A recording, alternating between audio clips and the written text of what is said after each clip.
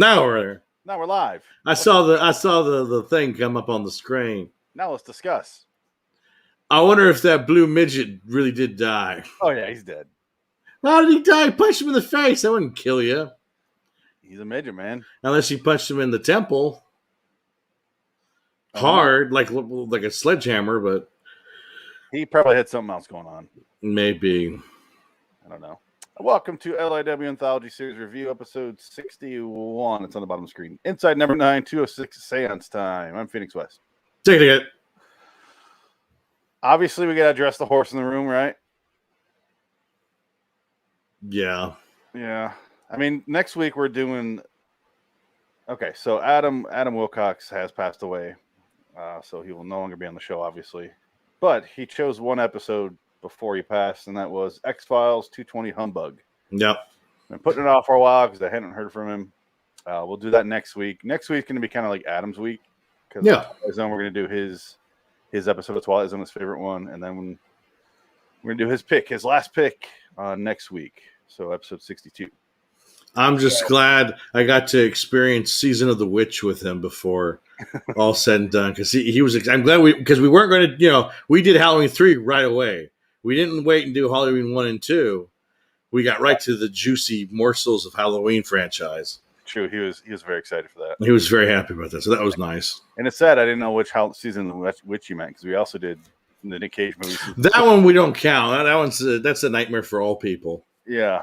Yeah, we won't get too far into this on this one. We'll just move right into the episode. We'll talk about him next week. A little more distance. But, yes, we subbed in Inside number 9, 206, Seance time. And one of the last things you said in the commentary was, I feel like, they should have used a little bit more time on this episode. Do you want to explain it all? Well, it was funny, but just there wasn't much to it. It's kind of like this is probably the weakest one we've watched so far. And all the colors are different. Ooh.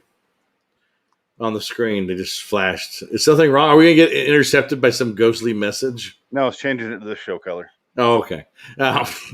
No, this one was, it was funny. I think it's probably one of the fun. It was more comedy driven than anything else. And it was pretty funny. But they just kind of, with their showbiz humor, it kind of stays in the same place. It wasn't as dark as last week's episode, though. What was last week's episode? The Sphinx, when he ate his daughter's ass. Literally. That episode got real dark, and it was very well written. Yeah.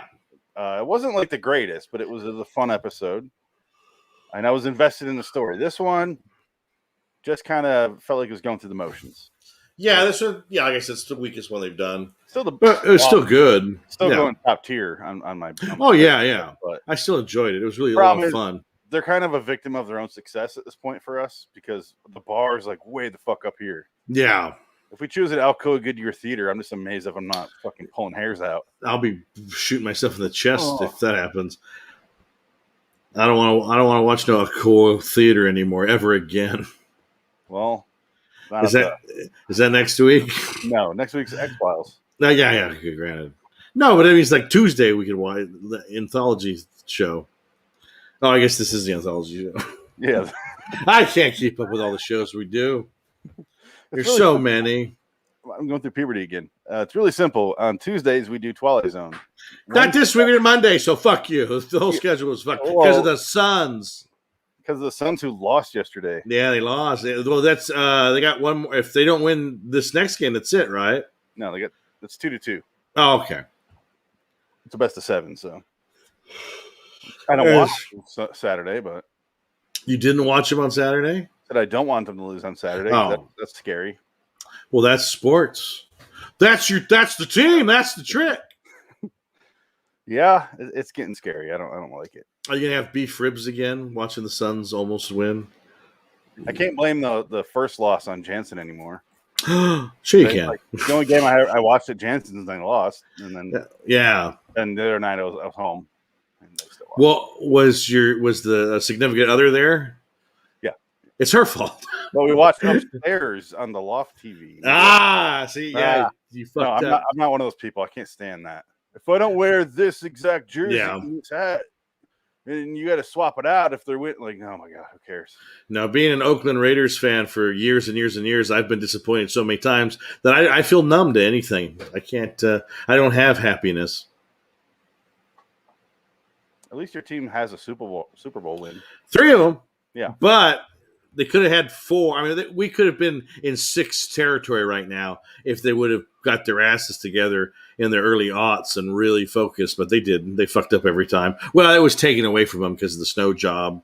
And then they fucked up in the championship game in 2001 with the Baltimore Ravens. And then 2002, when they went to the Super Bowl, they fucked up because they were using the same plays that John Gruden made. Did they, was that the year did they play Tampa? Yeah, because John Gruden went to Tampa and fucking the stupid head coach of the Raiders didn't change any of his plays. So they knew the plays before they even made them happen. Wow. It was fucking just insulting. It was just, they must have given him, what's his name? I can't remember his name. It was some asshole, white coach asshole. I don't know. Why does Gruden have the worst hair? He has like the Sloked haircut. I think it's age. He used to have better hair. He looks like Tom Cullen from The Stand. But Mark Davis has the worst hair in the world, let alone football. The owner of the Raiders, Al Davis' son, he's a fucking troglodyte. He's such an ugly man. He's disgusting. Look him up. Get a picture and see him with big old belly hanging out with his bad hair. What's his first name? Mark Davis, owner of the Raiders. He is an ugly man. Al Davis wasn't a handsome man either, but he looked more human. Yeah, that's the one I was thinking of actually. Oh, Mark Davis here, yeah. The reason I put that because I was thinking Raiders, and I put that on Gruden. Yeah, that's the haircut I was talking about. That's the Sloked haircut. Yes. He does look like Tom Cullen. Well, I saw them both together the other day on the show on ESPN. I was like, yeah, there he is. Yeah. Look at that. That's not human. My name is Mark Davis. I am the owner of the Oakland Raiders. If you have a problem, please call Sherry at 555-452. Oh, he's just as cheesy as his dad. Yeah, but his dad was a lot handsomer. Look at that. That's horrible. Picture is amazing. He looks like a 50s puppet. He looks like he's being arraigned for being a sexual predator right there. Now put in his wife. You guys see what his wife looks like. Do you want to see night and day in one picture? Yeah, exactly. Oh, wow. Next to one of the most handsome men ever. Oh, fucking gorgeous. And I'm talking to the ugliest man alive. Oh, man. But he's sitting on Posh Spice. That's what they don't tell you in that picture. Look at that head. That's so awful. He needs to wear a hat. No, he needs to wear a hat. He's a hat man for sure. Look at this. It's like he has a. Wow. He looks like John Madden ate John Gruden in this picture. What is that? So he used to have hair kind of like that, a little bit, and then Mark, nobody believes your hair is that color still. No, you gotta give it up, honey. Come on, honey. Oh man. Oh man. Shit.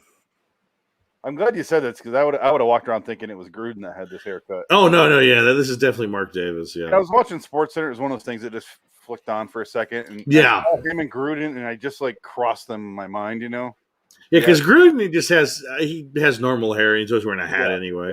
Yeah. He's always yelling. This is exactly what I was thinking. Yeah. Oh man, look at. And just fucking can't with him. Holy shit. Oh, man. Oh, God. My daddy owned the team. My daddy said I could have it. I'm going to look at pictures of this fucking guy. Look at this. Oh, he's sad. He kind of looks like an Inside Number 9 character. He kind of looks like a burn victim. Oh, definitely. Oh, my God. He's not. Oh, that's a Photoshop picture. What is that? I don't think that looks like he was beaten up. What is that picture? He looks like back from coke. It's like laying nose, and he looks like a busted up Nick Nolte with bad hair. He's got Chris Christopherson eyes. Yes, he does. They're haunting and wonderful. Yeah. Holy He's shit. a Rhodes Scholar, just like Chris Christopherson, and he fights vampires. What what is he up to here? Why is he dressed like a 60-year-old lesbian? Because he is one. Oh, this is That looks like Nick Nolte. Is he 5.5 feet? Is he a blue dwarf? Oh no, dwarf. Oh, here you go. Oh man, he's shorter than George we'll talk about Bush. this episode in a minute here, but holy shit, we're getting lost in a rabbit hole right now. I think it makes sense. Like I say, he looks like an Inside Number 9 character. He really does. I think that works. Whoa. Oh. Well, so what I heard was he wasn't off. I need to get rid of him so I don't.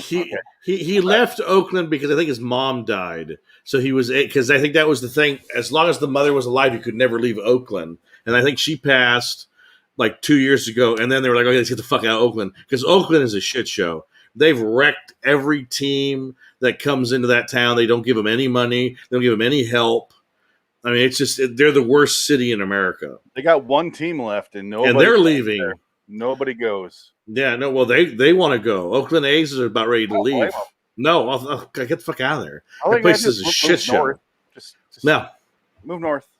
Yeah, I mean, I don't know if the San Francisco fans would support another team. I don't think they go to A's games even if they moved up. They don't go now. I mean, well, there's a very specific in California, especially in Northern California. You are either a Giants fan or an A's fan, and that's it. There's nothing in between, really. How come Northern California cannot keep a team? We have them. They just, I mean, San Francisco Giants have been around for a long time. Yeah, I guess. The 49ers have been around for a long time, but the 49ers they basically moved to Silicon Valley. That's kind of what they should be called now. Yeah, it's the Raiders move around all the goddamn time. Yeah, well, they never had, because the Raiders are not NFL wants nothing to do with the Raiders. It's always been an independent team because Al Davis was a renegade Maverick guy, and they never liked him. He always caused trouble. He always sued the NFL for shit. So they never liked Al Davis. That's why they could never win a Super Bowl in the aughts. They cheated. They all cheated against him. Fucking cheaters. You'll see it too. When the NBA cheats against the Suns, you'll see. You'll see what happens. I'll watch my NBA friends die face down in the muck. For this, I'm enjoying my coffee. I'm going to sit here and enjoy my coffee. I'm cool, man. It's a family restaurant. Oh, dear, excuse me, dear.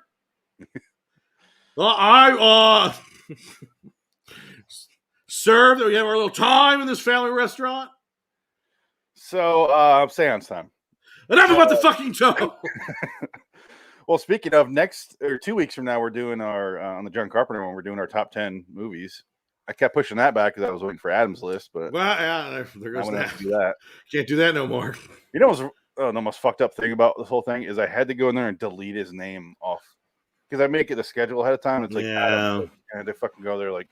No, when I heard, I was just like, I was bummed. I was just like, fuck, man, that was just rough. That was a bad day. I was just like, you gotta be kidding me. I was like, really? I mean, I just got him his box. That was the last thing he sent me. Was thanks for the box, and I was just like, oh, I wanted to talk to him about Babylon 5 because I started watching that again because of him. Yeah, and I wanted to say, man, I wanted to talk about that, and then he's not going to see. I mean, Dune. Fuck. I want to talk about Dune, and he's not going to be around. It sucks. Yeah, it's just shitty. Yeah, there's so much we had scheduled. Like we have our Orville show. Yeah. And I was looking at the numbers. He got some pretty decent hits on the B movie stuff that we did. Yeah. He would get some good numbers on there.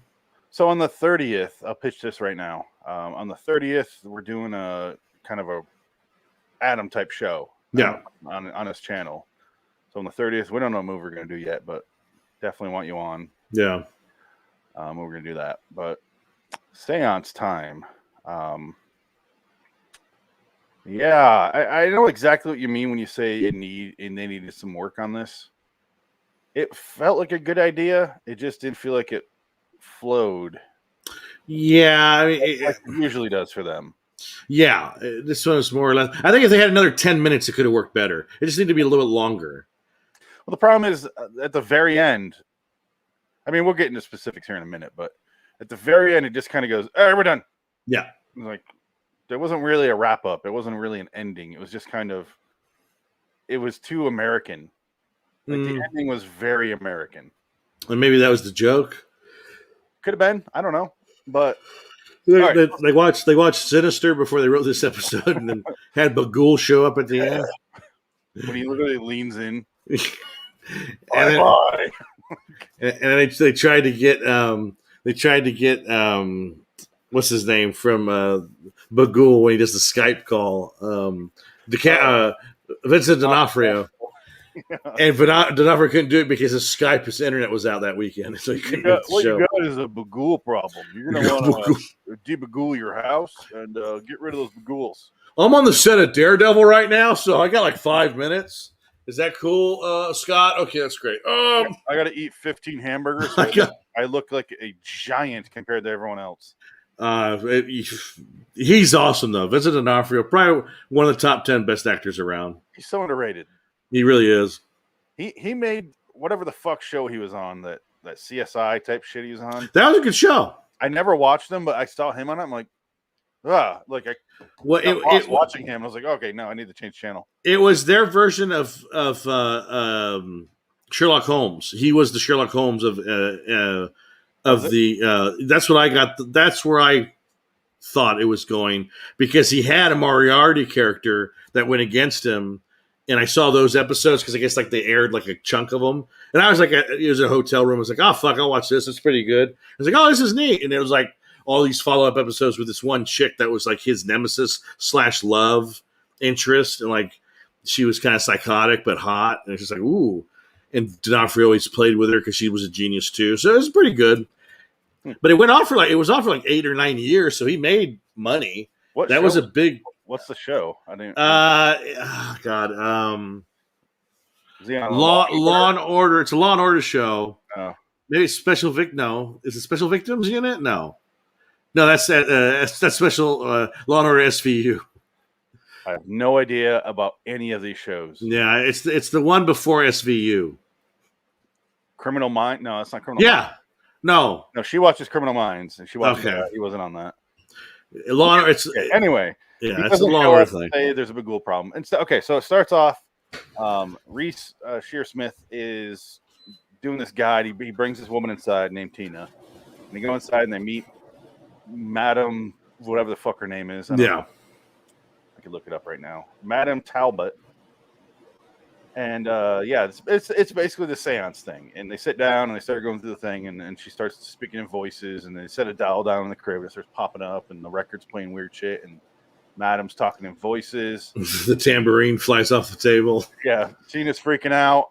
Reese Shearsmith's like, we can't break the connection that keeps us safe. And she lets go and freaks out because this blue dwarf pops out, this blue demon. And she freaks out and she backs up, and he's like, you have to get rid of it. She's like, I don't know how. And I love it when she kept going, I don't like it. I'm saying I don't like it. I don't like it. Yeah. I don't like it. It's shit. I don't like it. And you're on Scaredy Cam. Yeah, he goes, the only way to get rid of it is to look at the camera and say, my name's Tina and I'm on Scaredy Cam. And the lights go on. It's a show he's doing. I like a show. I like your show. Yeah. I like the one with the gorilla. she's loving this. Yeah. She's a huge fanboy of his. And then he just talks mad shit on her the whole time. Yeah. And then she goes, can I have your autograph? Yeah, sure. What was your name? That was Tina. Writes and goes. He plays a great asshole. I'll give him that. Every time he's always that pompous British asshole perfectly. I love the fact that she is a huge fan of his, like super fan. She knows everything about him. She's like, I thought it was canceled. He goes, it was. It's coming back on. She goes, to Tally. He goes, no. Doesn't say anything else. But she's such a fanboy. She loves this guy, and he's wearing a mustache and like mirrored glasses, and he just goes, shh. She's like, Hives, and she knows exactly who he is. It's you. Like, come on. That's very done. Which episode is this? Is this first season, second season? What episode number? Look at the bottom, 206. It's the last episode of the second season. Oh, my bad. I didn't realize that. Oh, yeah. Those numbers mean nothing to me. 61, number 9, 206. I don't know. This means everything to me. 99 and 44, 100%. I don't know. Which we'll get into that. I IMDb trivia for that, and I realized, that's where they got the title from? Oh, okay. Yeah. That's a terrible title. That's why nobody likes it. They don't know what the hell it is, but it's a great movie. We will talk about that movie in a bit here. Yeah, I know. I have some stuff to say about that movie. Oh. And also nothing to say about that movie at the same time. I don't know. I think Frankenheimer might be my favorite director now. Okay. So, okay. Basically, it's just the next 10 minutes is the actors all talking shit, and they're all like super picky and bitchy, except for the guy who plays Blue Demon Dwarf. Who is that guy?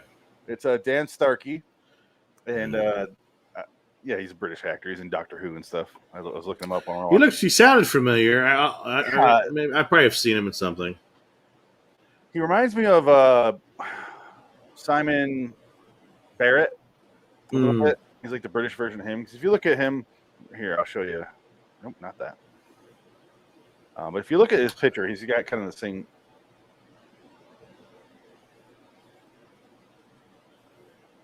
Kind of reminds me of Simon Barrett. Yeah, a little bit. Yeah. They couldn't afford Simon Barrett, so they got Don Starkey. I assume they want British actors. I could do it. The BBC. I could do it. It's just give me a flight. I'll go do it. I'll show you all. There's only one BBC show that can get away with hiring American actors, and that's Black Mirror. That's it. Yeah. Well, it's on Netflix anyway. Well, it's from BBC, though. Yeah, I know. Yeah, it's just the actors talking shit. The Madam Talbot wants to take her contacts out. Everything, and this is what we're talking about, the good writing is. Same thing with like a Nick Frost and Simon Pegg. Everything they say right here is set up for later. Mm-mm. Because we see the whole round with Tina, and he's sitting in the office with his production assistant, and he's like, some of those reactions were shit. I'm like, that woman's kind of a dullard or something like that. And Yeah. and nothing he says phases her. Can I get your autograph? Oh, yeah, sure. Yeah. What's your name? And you can tell he just wrote it on one of the scripts or like like the fucking the buffet menu or something. Oh. And then so they set everything back up to do a round 2, and you kind of see him. And then the first time he did it, we noticed he takes a stuffed doll off the record. Yeah. That's their recurring. Yeah, that happens twice. Yeah, setting up the little boy ghost or whatever. Yeah, and he comes out and they bring in Steve Pemberton, and he's like, "Oh, I stepped in shit. It's tracking everywhere. There's shit's everywhere." And he keeps swearing. You got a tissue? Yeah, they set it up earlier where the production assistant is like, "She shed us shit. We can get away with one, right?" She's kind of doing this thing, and then so he comes in swearing up a storm, and he's like, just go ahead and sit down. And everything they set up before pays off because he goes and he does this thing where he's like, "Take a seat here, and I'll be back with I go tell Madam Talbot you're here." And he goes in the back, and Steve Pemberton pulls the fish line off the tambourine that was on the table. I'm like, "Oh shit!" I'm sitting there watching him, and then he comes out and he's like, "Please stand for." And he looks over, and Steve Pemberton's on the phone. Yeah, he's going to put it away. Oh yeah, mate, what's up? I'll do this thing, eh? You remind me of that guy from Shaun of the Dead, or like Ed on Shaun of the Dead. Yeah. Hold on. 2 seconds. Zombies. And he's selling drugs to the kid that Sean worked with in the beginning. Yeah. You got red on you. That guy. Who's a huge actor now. Well, he's the son of somebody. Oh, he's the son of the guy that was in Harry Potter. Sailor Man? He's son of Sam. he's I can't remember his name. Yeah, he's got a new show. I forget what it's called. It's like a drama, and I'm like, he looks pretty good in it. Damn. Well, they train him good over there with acting. Oh yeah, the Brits. Oh yeah, they take it very seriously. They invented acting. Well, no, they didn't. Those are Greeks, but whatever. They stole it and made it better. They invented good acting. They invented good acting. Well, I don't know. Back a throw. You ever seen a Greek play back in the day? Bunch of fucking faggot shit. Masks and shit, whatever. They come back out and he's like, "All right, here's Madam Talbot, and please take it." And he looks over. He's already sitting. Yeah. Okay. And he sits her down. And they start doing the holding hands thing. He's like, But she takes her thing off. She's got one of the contacts out and one of them in, and he's like, what's wrong with her eye? and doesn't he call her or call him Tina? Because he goes, Tina, I mean Steve. Because I think he called her by her real name. is that what it was? Yeah. Because he says the wrong name on her. And then you get to the end. And then the blue demon comes up and the guy punches him in the face. And I guess he kills him. He punches him in the face and kills the blue dwarf. My favorite part of that scene, though, was when he goes, she asked him to give a pause before he says a certain line. He's like, yeah, no problem. And he's like, shall we begin? And she's like, oh. He's like, shall we begin? He does that. Yeah, the blue demon dwarf pops out from behind him. He cocks him in the head. He just punches him in the face. Oi! He scared me. It's just reacting. And then he goes, is he a dwarf? I'm not a dwarf. And he passes out. Oh, and he dies, I guess. Yeah, they had some conversation earlier. I was like, I noticed in the script it says blue demon dwarf. And I didn't think I'd be playing a dwarf because obviously. And he's like, yes. He's like, I'm not a dwarf. He's like, oh, yeah, I knew that. And then they're calling the cops and like, we have a little person who's dead. Yeah, not a child. Little person who's passed out. No, he's not a child. He's a dwarf. I'm not a dwarf. Yeah. That's what I was saying. Dwarf. And she goes, well, he is blue, but I don't know if he is under that. Yeah. Yeah. He's blue, but he's painted blue. And then she gave him mouth to mouth and she got all the makeup on her. That was funny. It's funny shit. It always is. Yeah. And it's well done. It's just this one, the payoff isn't. It's just, I don't know. It's fine. It's like that medium ground where it's like, are you going to go too dark with it or not dark enough? I don't know if they guess they didn't go dark enough with it. Yeah, they didn't go far enough with it. Yeah. Like you said, another 10 minutes would have helped this thing breathe. I think so, yeah. Fill out the ending because they already set up the fact that he did some gorilla stunt. We don't really know what that means. He basically scared a little boy so bad that he pissed himself on TV. He was made fun of in school and he drowned himself. He jumped in a river to kill himself. 3 million hits on YouTube. And he didn't see a penny of it. Yeah, he's pissed he didn't see a penny of it. And there's our obligatory dick call. Oh, damn it. It's over there charging. I'll just let it ring. I'll call him in a second. It's a ghost of a kid that made pee himself. Booga, booga, booga. Ah! This is where the episode starts to have problems for me. Because they already announced that they already had a thing where he picks up the stuffed teddy bear on the record and it's wet. Yeah. Like it's clearly not a part of it. The woman, Madame Talbot, the actress, you hear her say something like, Mom, where's mommy? Yeah. He's like, okay. Clearly not a part of it. I get all that. It's setting it up. I get it. But then it gets to the end where the blue demon dwarf is dead. And they're all in the back, checking on the other side of the glass. And they're all calling the cops and talking about it and what we're going to do. And he's like, shit.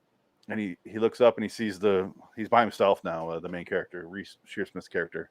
And he sees the blue demon dwarf walking away. He's like, oh, he's alive. All right. And he runs out there. And he's just, Blair Witch style, facing the corner of the room and doing all these different voices about how he killed himself and pisses himself, which we saw the puddle there before. And he does the logical thing Reese's character does, which is he's like, I'm sorry, I didn't know. Oh, I mean, good job, guys. Like, you got me. You almost had me there for a minute. And he does that logical thing. And he goes over to the blue demon dwarf, turns him around, and then it cuts. And the cops come in, and they still show the blue demon dwarf on the ground. Yeah. But now Reese Shearsmith is like, he's pissed himself, and he's like, hey, where's mommy? And he's like, or he's something. I forget what the fuck he says. No. But then they see the little ghost kid in the crib. We saw that before, but. Yeah. And it was just kind of like, oh, that was it? Like, I wanted a little something more. And it's kind of like complaining about an embarrassment of riches because the show's pretty funny and solid. In the bar, I just wanted it to reach that bar in my mind, and I don't know if I'm going to again. I think the problem was the blue dwarf getting killed, like getting punched and he died. That kind of took me out of the episode because it's like that's disbelief. I don't like you could have just he could have hit him, and they have a they could have, they don't need to call the cops. They could have just left the room and left him alone in that room, where you don't have to up the dramas that high, the notch of level of like what could happen to this character. They went like for 11, where it could have been like a 7, where he punches him in the face. He goes, "Oh, blow out!" His teeth break, and the wig falls off and gets messed up. And she goes, "Oh, it's a rental. That's a rented wig. We can't, gotta get that hair out." He cares about. Yeah, it's all she cares about is the wig. I forgot. So oh, sorry. I continue. No, it's all. It's just like you could have had the cop coming into it kind of ruins it, where it's just like the serious level, because they're not taking it serious anyway that he's dead. Let alone we don't need to see the cop. No, and he comes in at the end, and they're waiting for the cops to get there. So it's kind of like this side story, and then the guy's like, "What's going to happen to me?" "Oh, you." Whatever. Yeah. Yes, he goes, "Oh, they're going to cancel my show. I'm not going to get a job." He goes, No. I'm asking you what's going to happen to me. I killed him. Oh, well, whatever. To check his background, does he have mental problems? We can put it on him. She freaks out and quits, basically. Yeah, I just remembered one of the setups they had was the blue demon dwarf. When he comes out, he lost one of his nails. She puts like a pink press on one when you have black nails on the rest. And then when Steve Pepperton comes in, he has to take his shoes off because they're covered in shit. Yeah. So he walks and he steps on the nail. So like that's right. Yeah. It's a well written script. It just kind of story kind of. Well, I think that's what they do with all their episodes. It's all set up and payoff, but sometimes you can do too much setup and payoff where it's like that's all you think about. You're not thinking about the overall story, and that's probably what happened here. It's like there's so much building, and you get to the point where you got to the point of the episode, you're like, oh, well, that was the point. Yeah, it's fine. It just kind of made you go, is this really how they wanted to end it, or is this all I can think of in the moment? But still enjoyable. I mean, I'm going to give it a 7 out of 10. I would say it's not an 8, but it's definitely a 7, a strong 7. It's fun. I mean, it's funny and enjoyable. It's hard to rate. I would get 7. Yeah, Penniless, who's our resident inside number 9 suggester. The expert number 9 that we have. He put on our last week we did the video for the other episode. He put on, he's like, because I said the names wrong. And remember, I corrected it like halfway through the episode. I was like, wait, I want to fuck up their names for some reason. And he wrote that, and I read it, and then I realized I went back on the comment back to him, and then he deleted it, so he must have finished listening. Oh. He's got you. Yeah. You son of a bitch, you phony. No, it is nice to have someone who's very excited about this show inside number 9 because it deserves to have it. And it's so weird that it hasn't picked up here. And Black Mirror is fucking everywhere, and I don't get it. Black Mirror's all right. I think you know what it is now with everything. You have emotional viewers and you have rational viewers, and like because Matt's an emotional viewer because he was gushing about Picard to me. He was telling me, "Oh my God, it had such an emotional." He was talking about the show being emotional. I was like, "Did you ever watch Star Trek? Did you know that's not Star Trek? Like, do you know that it's about rational thought and like overcoming irrational emotion? Like, that's not what the show is. And the show sucks. It's terrible. It's awful. A fucking awful show." He goes, "No, man, it was great. It was in the Star Trek Discovery show. That's amazing too." I was like, "Oh God, you're an idiot." I literally didn't finish watching Picard. I watched 8 of the episodes, and I'm like, "No, I'm good." We watched 9 episodes of The Stand. All 9. All 9. 9 of them. We watched all 9 episodes of The Stand. I finished shit. And that, I was just like, oh, I'm checking out. I don't give a shit. Red Letter did the best. That's where I got where I saw it was Red Letter Media. Yeah, that's why I was like, I don't think I'm going to watch these. And I saw they posted the Mr. Plinkett that finished his 9. Yeah. I'm glad I didn't watch that because that looks fucking awful. Horrible. Just terrible. I can't be an emotional viewer. It has to be a certain show that I can turn that part of my brain off because it doesn't fucking shut off.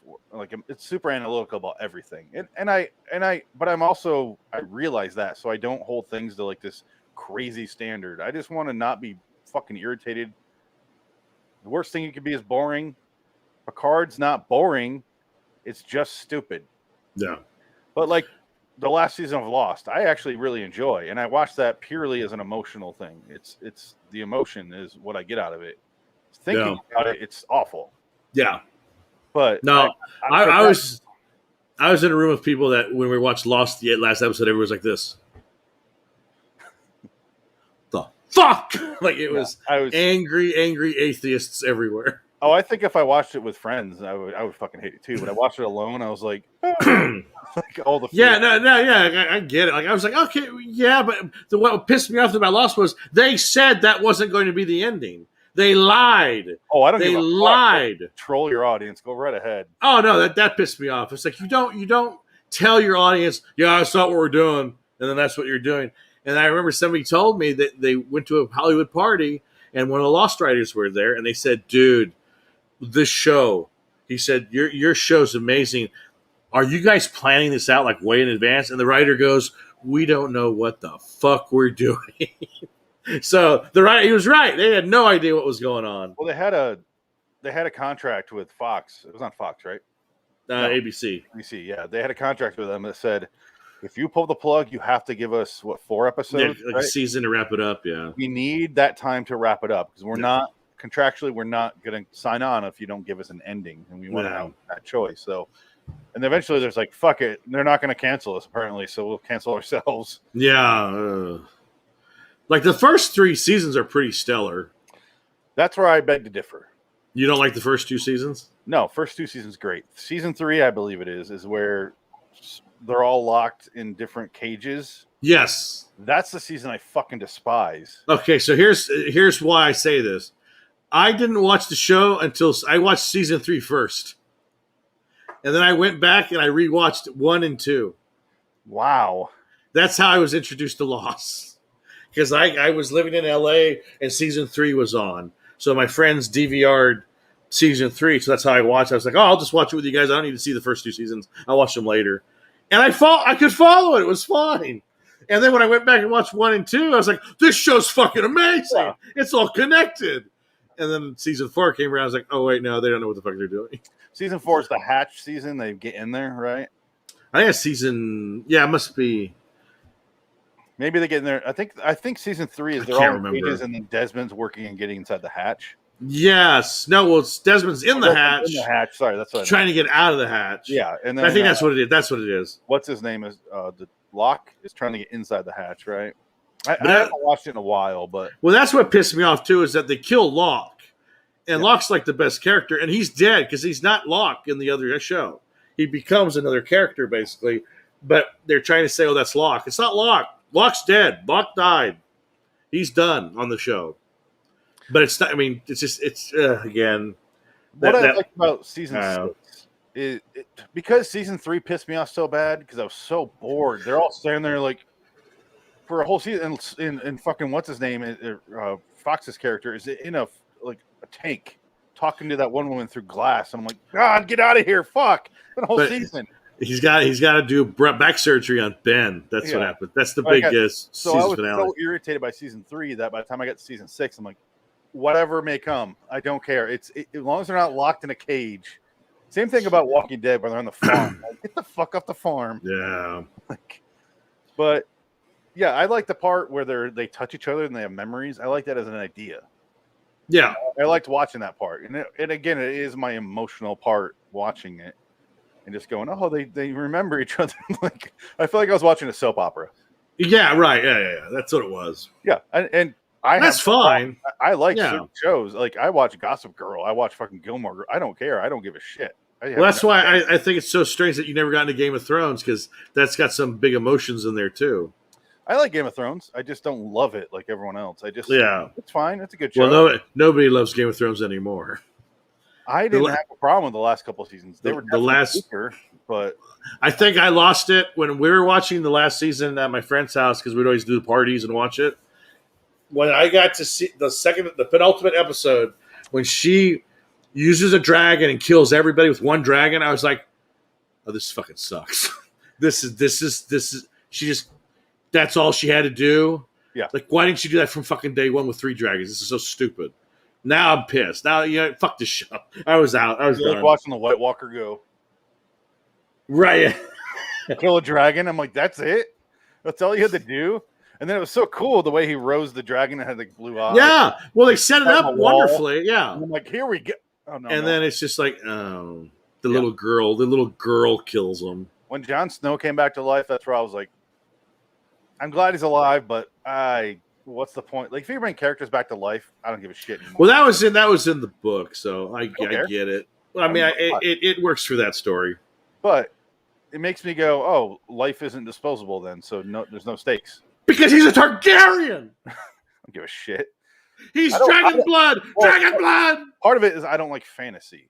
Right. I agree. I'm not super into that. No, I'm not a fantasy guy. That's actually one of the first things Adam and I bonded over is fantasy. You can fight yourselves out of any hole. Fucking magic. About magic. Oh, great. Yeah. It's the laziest writing you can do. A little dwarf man came with the golden crystal of Cerebon that allowed us to break the chains of the Orphan. We should have introduced him 6 episodes ago, but here he is. Well, we did. We showed you, but we just didn't know what it was. Yeah. You didn't read the old sacred text in the bottom of the Durakamach Tower. It's like Star Trek can get like that. Like, oh, you didn't read the novels that are... Right, yeah. No, thank you. They're not canon, even if you say no. Star Wars too. I'd never.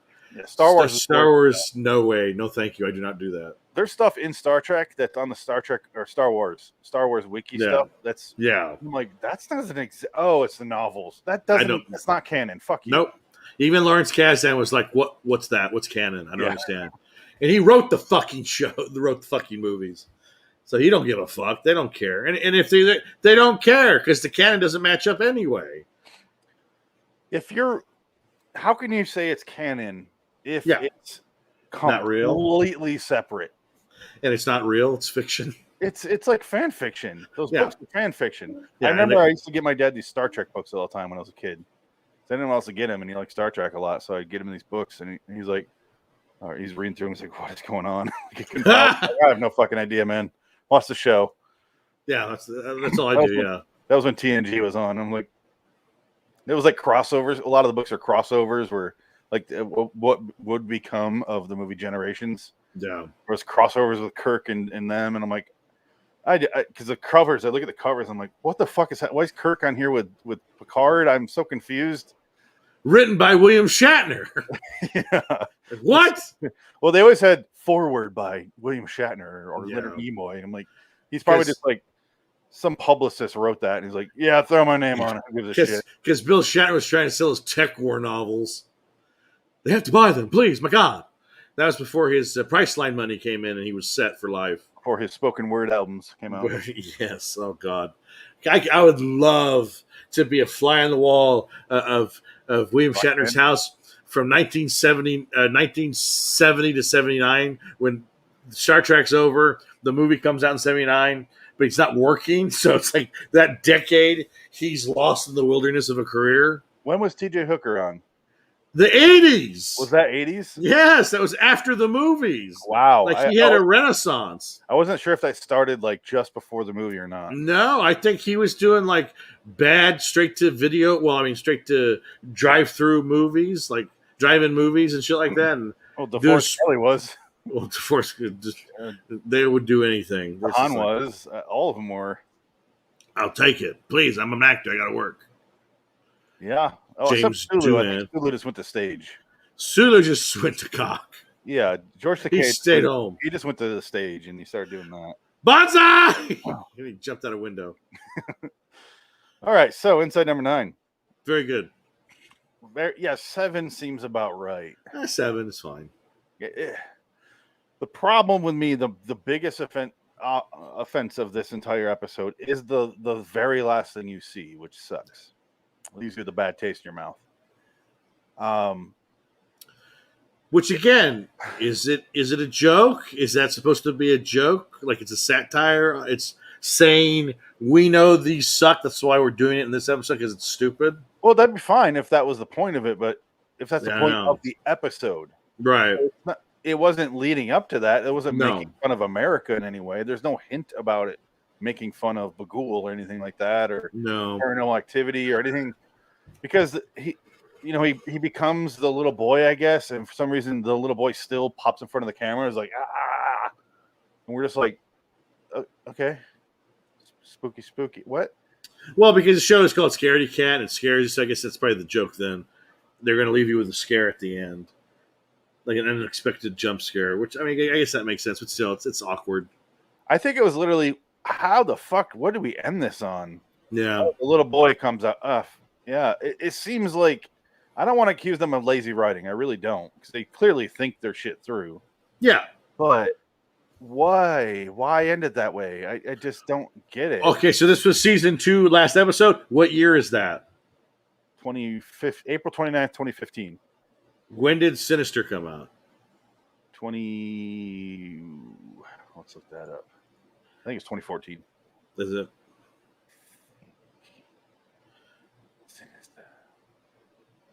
Sinister. 2012. Holy shit. Oh wow. Okay. So yeah, they're not referencing that. No. Oh my god, it's been that long. Let's go to trivia. See if there's something there. Yeah, check that out. They got to be no trivia. It does answer our question, because we mentioned these during our review, during our commentary. Filmed in the same Gothic house that the Harrowing, Riddle of the Sphinx, Psychoville, and Witch Chapel. Oh wow. I don't remember Whitechapel. Sorry, I don't remember there being episodes called Psychoville and Witch Chapel. There's not. Maybe that's another show. Oh, Psychoville's their other show. Witch Chapel must be another show. Just in case, Penniless, if you want to get on and harass me, I figured out.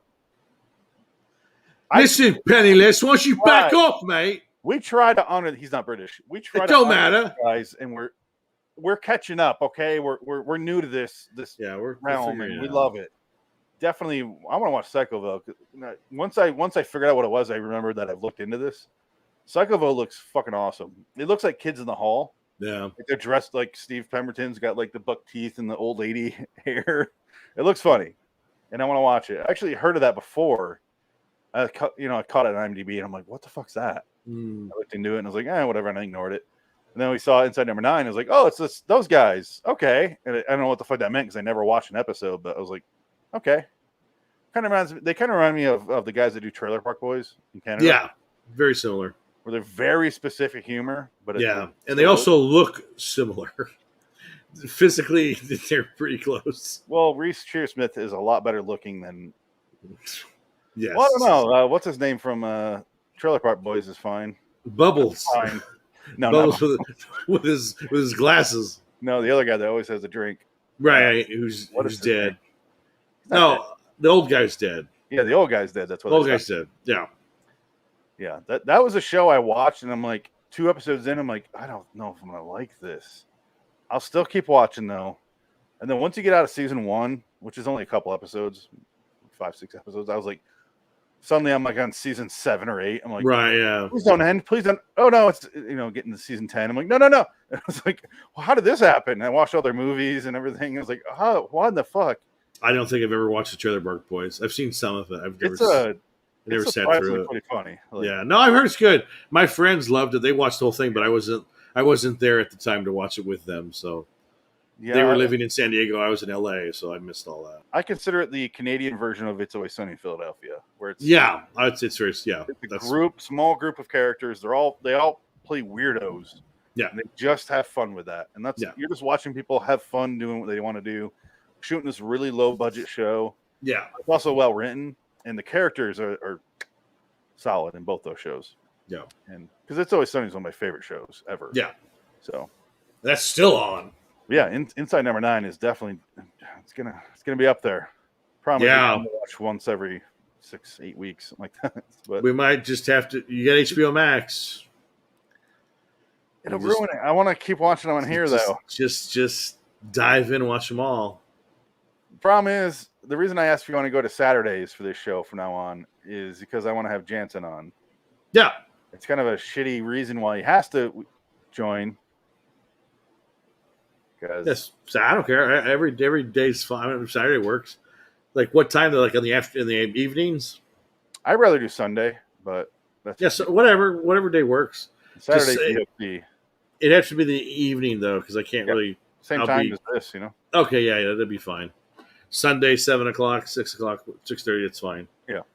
because like I'll have to go because I'll probably be having dinner at my parents' house in Fernales, which is 20 minutes away because they just moved. So usually We'll we'll have figure a that out Sunday dinners or something, but it should be fine. Well, But it's not like they don't have internet at their house. I could do it from there too, so it doesn't matter. So let's give this a 7. It's going in the Yes. top tier bucket, though. You know what? I'll do it from their house and have a different backdrop. Ooh. I'll have a different setting. I'll be in the library, but that won't be ready until August 31st. I'll get a while. All right. Yes. Let's be done. Right. We're done. Yes, we're done.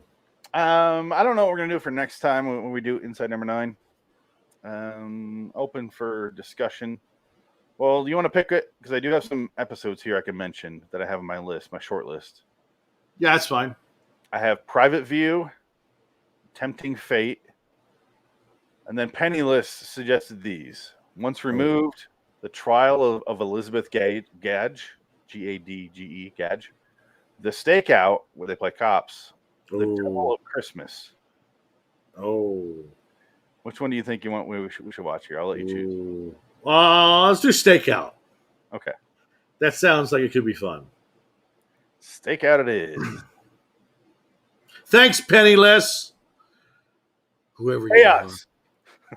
Pay. Buy the Patron. Yeah, I'll make it right here.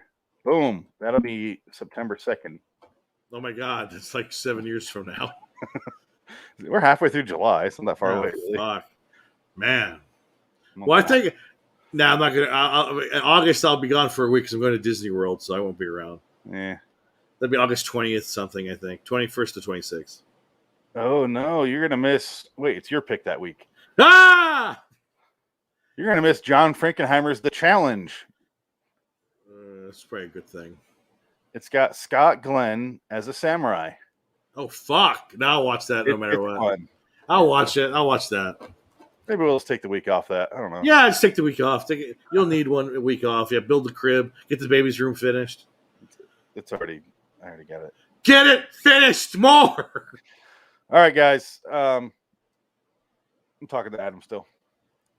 I said guys. All right, guys. Yeah, all right. All right, gentlemen. Yeah, let's get out of here. For me, liwcs.com. I am still running Adam's Twitter page, which I debated. I was talking about this last night in the tribute thing. I kind of want to go on there and be like, oh, the ghost of Adam hates your movie. Because Adam would have loved that. That would have been fun. I kind of want to do that. I think you should. I think that'd be good. Why not? And you can also promote this show on his Twitter account. Get his followers on the ARF show. Well, I've been siphoning that off for... Oh, yeah. But you get the sympathy this time. It's even better. Sympathy watches. It would mean a lot if you watched Adam's other show. Yes. Rest in peace, my sweet prince. Watch me. Me! Yeah, see, you get all evil fake YouTuber people. Yeah. No, but on the 30th, we'll talk about Adam more, and we'll have a nice send-off. And next week as well. Yeah. So, yeah, I'll pitch that one more time here because it's relevant. Because it was an honor to know him for a year because I didn't know. I've never met him. I never, in person. Yeah. It was all through here. So I'm fortunate enough to know the person for a year. So that's a gift on itself. All I can say is he's a good dude. Yeah. That's all you really need to say. Yeah. Sucks. Yeah. And hate saying the show must go on, but I mean, here we are. Has to, man. Like Orville, I don't know if they're about that. Yeah. You want to join me for Orville? I'm sure it's good. I don't know. If you like TNG, you'll like Orville. Yeah, I'm sure. That's what I've heard. Yeah. We watched 6 episodes together. I liked 5.5 of them. Okay. Like, it's good. Was he even still on, or did they cancel that show, or we're waiting, kind still of up in the air? If it's coming back for season 3, I guess Hulu said they're going to pick it up for a 3rd season, and that'd be it. But I don't know. Yeah, I don't know. I know I want to finish it for him. Yeah, he was really excited for me to watch the next 2 episodes. We never got to it because he was in the hospital. But no, so maybe I'll take a look at it. So next time, Anthology series review, episode 62, X-Files 220 Humbug. Good old X-Files. After that, we're going back to the wheel. No! Hey, there's only 2 wheel episodes now. Oh, fuck, that's enough. We're really narrowing it down. How many wheels? Oh, I guess if Jansen joins, we'll have 3. But Alcoa Theater, The Confederate in Love. Oh, no. Oh, it's gonna be real racist. God, another fucking horrible show. He's in love with lynching. With John Carradine as some Klansman. Or what's his name? Hey, Mom, no dice. Charles Bronson? Yeah, Charles Brunson. I didn't know. I'm a Union soldier. Now I'm a Confederate. I'm in the outfit. Hello. This episode's very confused. That was the O. Henry Yes. House or whatever. Fuck that show. I don't know what the fuck happened in that one. Oh my god, that was. I have a list over here. I made a big thing. I'll show you. Like on the pink one, there is Anthology series review episodes, and the other one is Carpenter and Frankenheimer ones. But I wrote all the episodes out just for the fuck of it, and I was like, I don't remember that episode at all. Like, what the fuck was that one? Oh, Henry played. Like, I remember watching it. I have a couple still images in my head. Most of it blacked out. Yeah. It's kind of like that episode with the Rod Serling episode where the guy made dummies for nuclear testing. That was another. That was Nightmare Ground Zero. I just re-released those. That one and the boy touching one with the in Spain or whatever. Oh God, yeah. That was actually pretty entertaining though. No, that was our least favorite episode. It was so gay. Until Chiller, I believe. Chiller. Yeah, no, not was it Chiller? The Brian Dennehy in the Woods episode. No, that was Night Terrors or Night Visions. Night Visions. Night Visions. Chiller was that British one where that's right. Oh, that's right. Happened.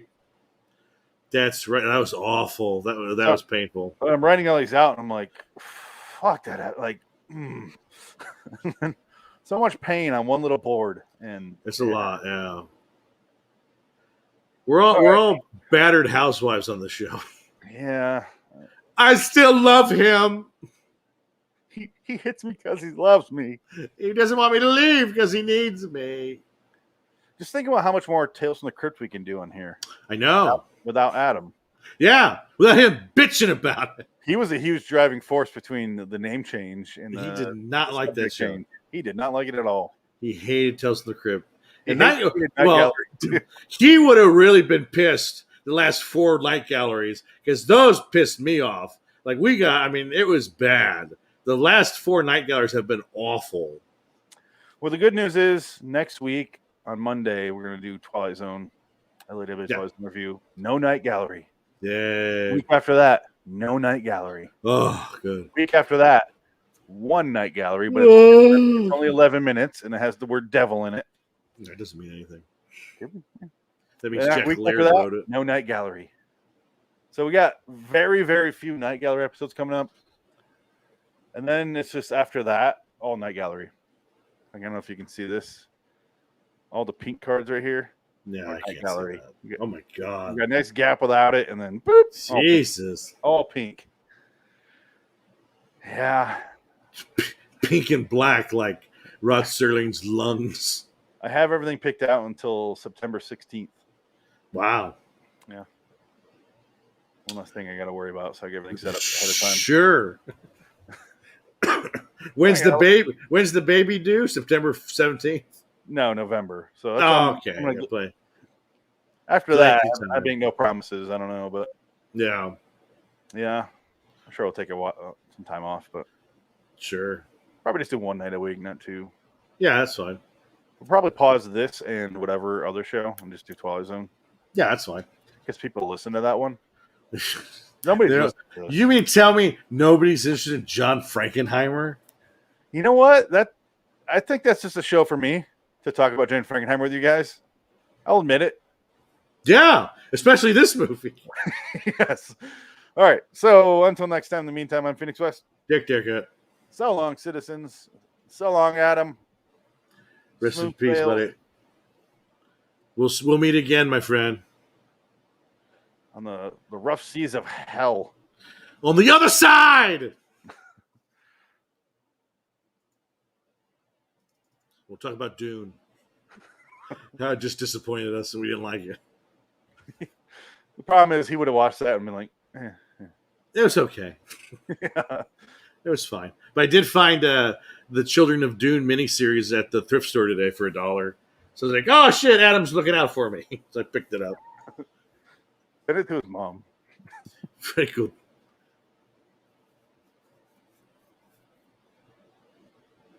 We have his address. I'm debating sending his family something.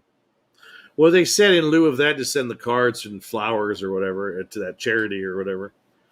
In the obit, it was saying you can send something to them, or Yeah, that's what they, you know.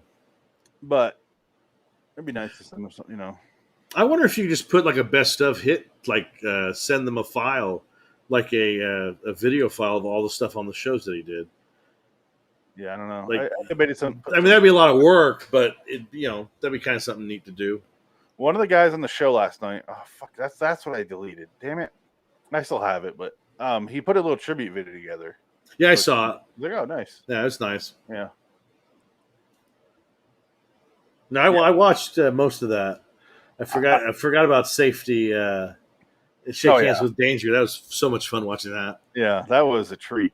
I was on that show, so we all watched that, and I was like, he kept telling me to watch it, and I was like, yeah. Oh, so great. I still have it up here. I'm like, oh, I even saved the file and set it aside. Like, I'll watch it, and I just never got around to it. And when that guy puts his hands with the grease and he fucking rips his arm off. Like, there's on the other side. So funny. Oh, so great. The other night I was home. Very night gallery episode. And the guy falls off fixing the tractor up to his fucking death. Falls off the top. Oh, man. I think that was the one on Trilogy of Terror. We watched that one, and then we watched Trilogy of Terror. I think that's what it was. I'm going to go potty. Okay, I'll take break too. I shall be back. Yeah. I can't play the I'll be right back thing because of Adam. I can't get on his string. Oh, so. Well, there you go. You have to make do.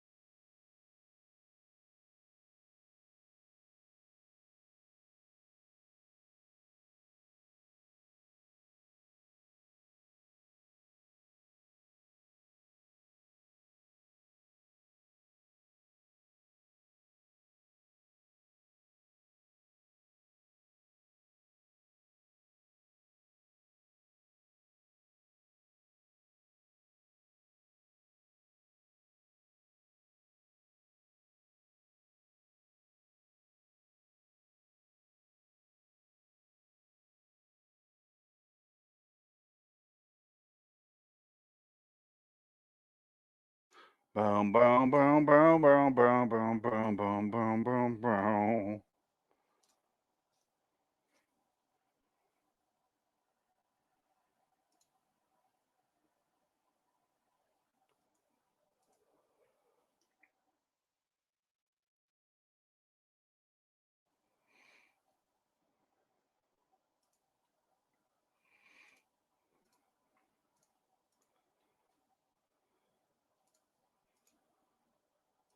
Let me know when you're back, Dick.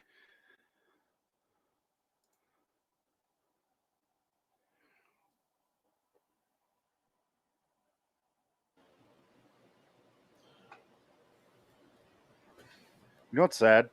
I'm approaching 3,500 movies I've ever watched. I gotta make that note. I gotta figure out my list. It's probably about that high, if not. Yeah. I started this list, I don't know, 15 years ago. No, before that, 25 years ago, I think. It was before school. Shit, look at that. So 3,500 movies almost. See, yeah, how do you, so does that count when you grade a movie? Is that where that number comes from? Or No, I literally had to add it. So every movie I watch, I pull up IMDb and then just add it to the list. Okay. That's right. I put it in my movies I've seen because I have no life folder. Yes. Yeah. And every once in a while I'll catch a movie, I go, I've seen that, and I'll throw it in there. Like, And you already wrote it down? no, I mean, like, oh, I saw that 10 years ago, and why is it not on the list? And I'll throw it on there. I'm like, Yeah. weird. Every once in a while I'll catch a movie, but yeah, it's fairly accurate. I don't have any movies included in that list that I saw once when I was 6 or 7, and Yeah. zero memories of it. But I don't know, a bunch of movies came out in the 90s that were just awful that you have zero memories of, like Hard Rain. I don't remember that movie. I think the aughts were worse. I don't know. Oh, definitely. I think 2000 to 2000, like I said, that was a horrible time for movies. Let's change colors. We are. Oh, no. I got to change the audio setting for no fucking reason. And then we'll start recording. Why does it do this to me? Now we're recording. What? Let's switch over to mint green. Oh my god, that's so fucking. That actually kind of makes the movie work. Well, mint green is the color of the show. Oh. There we go. We're on LIW John Frankenheimer Review, episode 7. 99 and 44 out of 100% dead. I don't know how you say it. That title is the worst title ever written. It's a terrible title, but I liked the movie a lot. I think I might have loved this movie. Well, we'll discuss that. Yeah. The only copy you can find in this movie is on a double feature with a Jason Miller movie called The Nickel Ride. I don't know what that is. That's probably worth about $500 in your hand. No, I bought it for like $8 on Amazon within the last year and a half. Oh. Yeah. But the poster's kind of cool. Yeah, well, they're doing that Roy Lichtenstein art. Yeah, but they have Richard Harris in the back here with his everyone's aunt haircut. He does have that haircut. Hello, Buffy. Muffy. Okay, I how do I set this movie up? 1974. I don't think you can. John Frankenheimer, not the best point in his career. It is not as bad as I thought it would be. Hearing the fact that it's a John Frankenheimer comedy, who does not do comedies. Well, he said it's not a comedy. He says he doesn't know what it is. When I hear that and I saw that, and I was like, that sounds like drugs to me then. But I don't think he did. I think it was the source material. I think it's the source material. It's Richard Harris saying, you know what, I'm going to play this like a badass. I'm going to play this wacky character as a badass. Because his two guns are Seance with 2 flowers, and he says, it's my garden. He calls it his garden. I will admit, I watched this movie this morning. Oh. Sitting here watching it, I'm like, I don't know what the fuck's going on. It's like a James Bond. It reminds me more of the Woody Allen Casino Royale movie than the James Bond movie. It actually oddly reminded me of Miller's Crossing the most. My first note is, let's scroll down to my notes. It says man thrown in the water, lots of bodies, things written on cement, car. My very next note about that scene is, this feels like a Terry Gilliam / Coen Brothers movie so far. I like the opening because it was establishing their gang war. This is where the gang war victims go. And it's all in the one river. Like the river's littered with bodies, and people who are stoolies and pigeon, they're liars and cheaters, and at the end, he throws his wife, his girlfriend, his Gumar into the water. Like there's some good stuff. There's some interesting stuff in this movie. It's just I don't think Frankenheimer totally knew what it was, because even in the trivia, his quote is, I don't like this picture. I don't know if it's a satire. I don't know if it's a crime movie. I don't know if it's an action movie. I don't know what it is. I just don't like it." You kind of said like I guess it's a parody of action movies, or like a satire of Yeah, action, or gangster movies rather. and it isn't. It not. isn't. It's not. No, The no, opening scene is definitely. yeah. Yeah, the opening scene and the ending scene are the same. They're nice bookends. Yeah, but you, this is it, going to be really tough for me to describe because it's kind of all over the place while at the it same is. time not having much of a story. Well, it's a very simple story. There's a crime war. Richard Harris is like the number one badass. He's the gunslinger who takes care of the mess. He's the fixer. Uncle Frank is the one boss, and then the other boss is Big Eddie, something like that. Is that what it is? Uncle Frank and Big Eddie. Yeah. And Big Eddie's the young guy who's trying to up and come and take over the city. And it's basically like the idea is this happens every 10 years. Somebody tries to take over, so there's always a war. So like there's gun battles going off and on. And that was a funny opening because you have that sort of chase, the car chase in the beginning where it's on the docks. Yeah. And then there's like all of a sudden 50 guys come out, they're all shooting the car, and it's this the big gang war that happens, and the car flies off into the river, and that's where more bodies are piling up in the river. And then Richard Harris is called in because Uncle Frank needs Richard Harris to save the day, basically. Yeah, the opening scene itself has a bookend because the very first thing we see is funny. Yeah. Because it's two mobsters in a car, big ass Cadillac thing. I don't know if it's actually a Cadillac. I'm not a car guy, but they drag a guy out. He has cement boots on, and it's like really slow. They drag him over to the water and they just throw his ass in, and he's almost like going to the bottom. And then the camera's like pans over, and you see a bunch of other people, like 15 other people, and then voiceover kicks on where he's like, and it's almost like down here in the murky depths we see, like that sort of thing. But he's just like, but it's way more laid back. And I don't remember what he says exactly that part, but he's kind of like describing what happens and why everything's down here. And he cuts in and shows like roulette tables that were fixed that they threw in the water. Yeah. Machines and cars.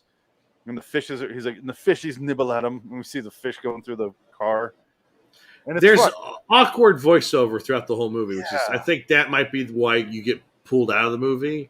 I think that was a mistake. Who's doing the voiceover? Well, yeah, Richard Harris is doing it, but for who and to why? It's like there's no point.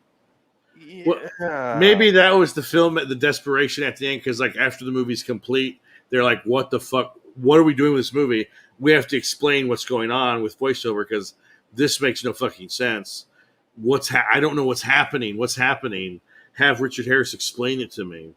Yeah, and then we see the two guys who threw the body in there, and they drive away, and they start shooting at another guy, and they all chase each other, and then eventually that car goes in the water, and they're dead, and they float to the bottom, and then we see another section of cars where he's like, and then it gets racist, where he's like, down here is where like the Puerto Rican rum runners and the blacks are down, and the Jews. It's like, oh my god. And then he brings it up again later when he's talking about all the gangs coming together. The kids, the Jews from the South, the Negro from the North, the black boy, the black kid from the Bronx, all coming together to try to make their name. Which pays off for the old man. Very end, and that's it. Yeah. And even that's like, oh, never mind. We're not doing that story. No. And it's it just shows you how badass Richard Harris is, because all Richard Harris has to do is this. Oh, shit. Hold on. I just lost my leg. I'm doing what he did. I got I got it right here. I got it all. Hold on. Oh, okay.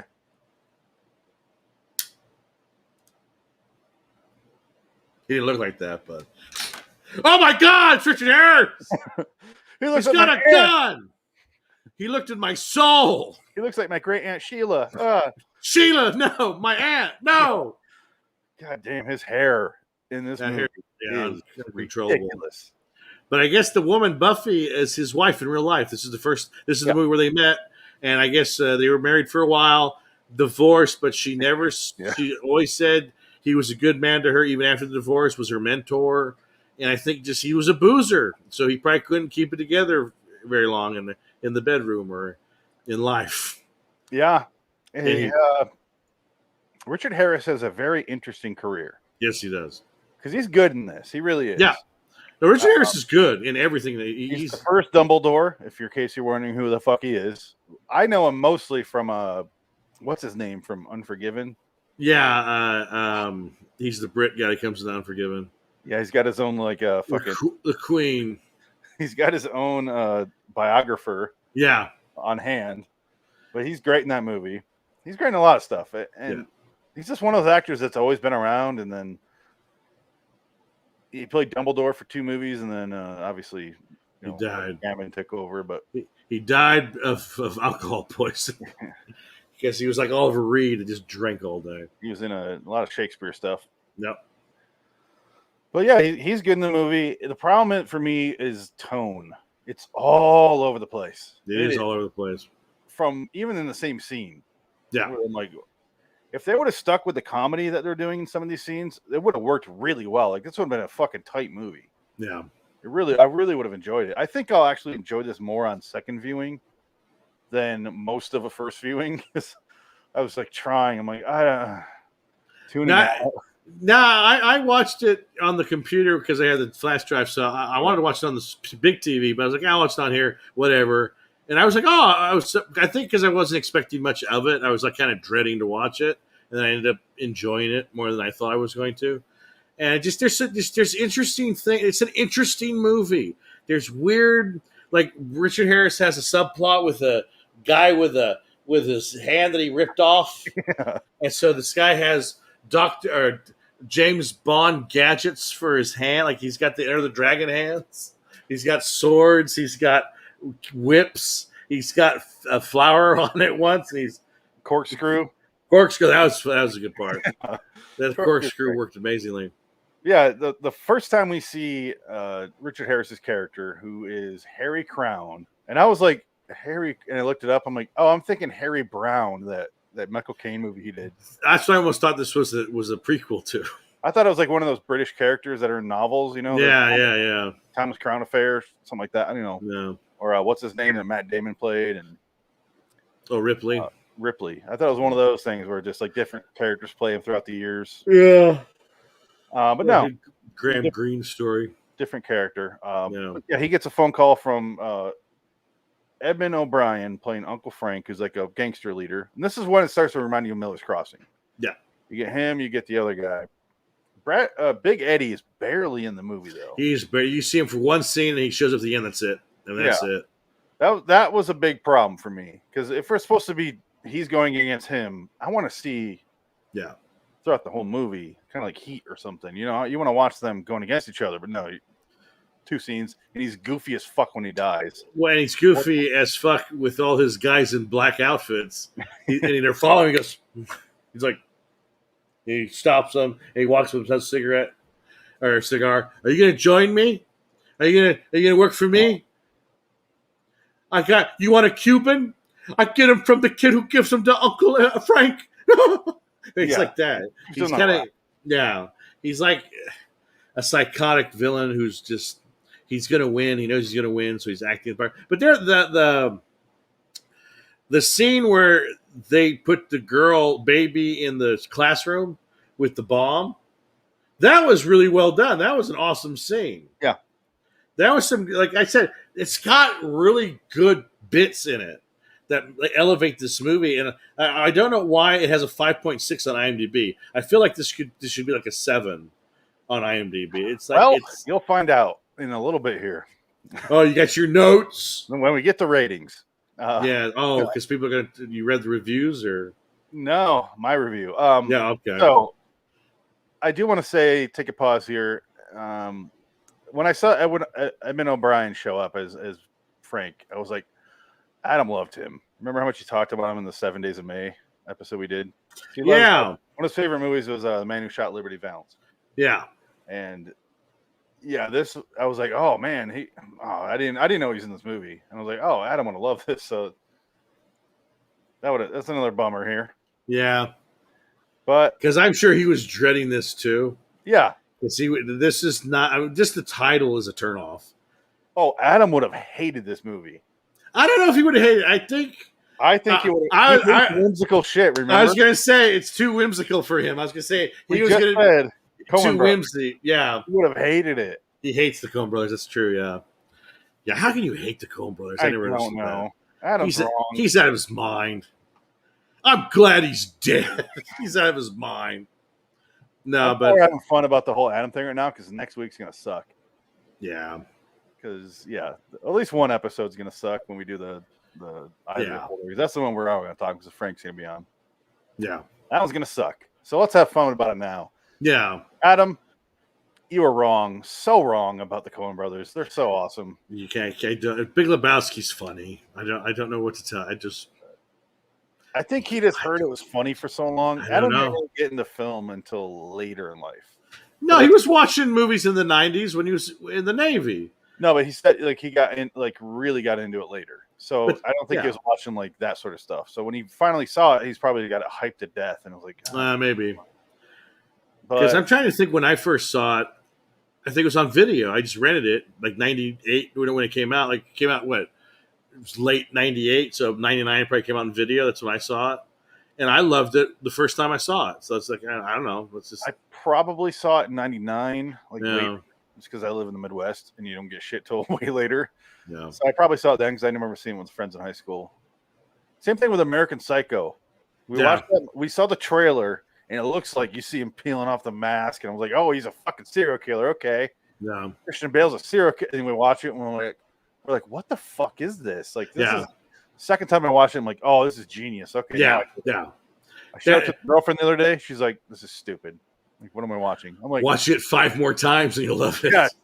I was like, but the problem is I had to keep changing the channel for all the funny shit because the kid was in the room. And I'm like, his sex scene where he's. No child should be seeing that shit that early. Eat it.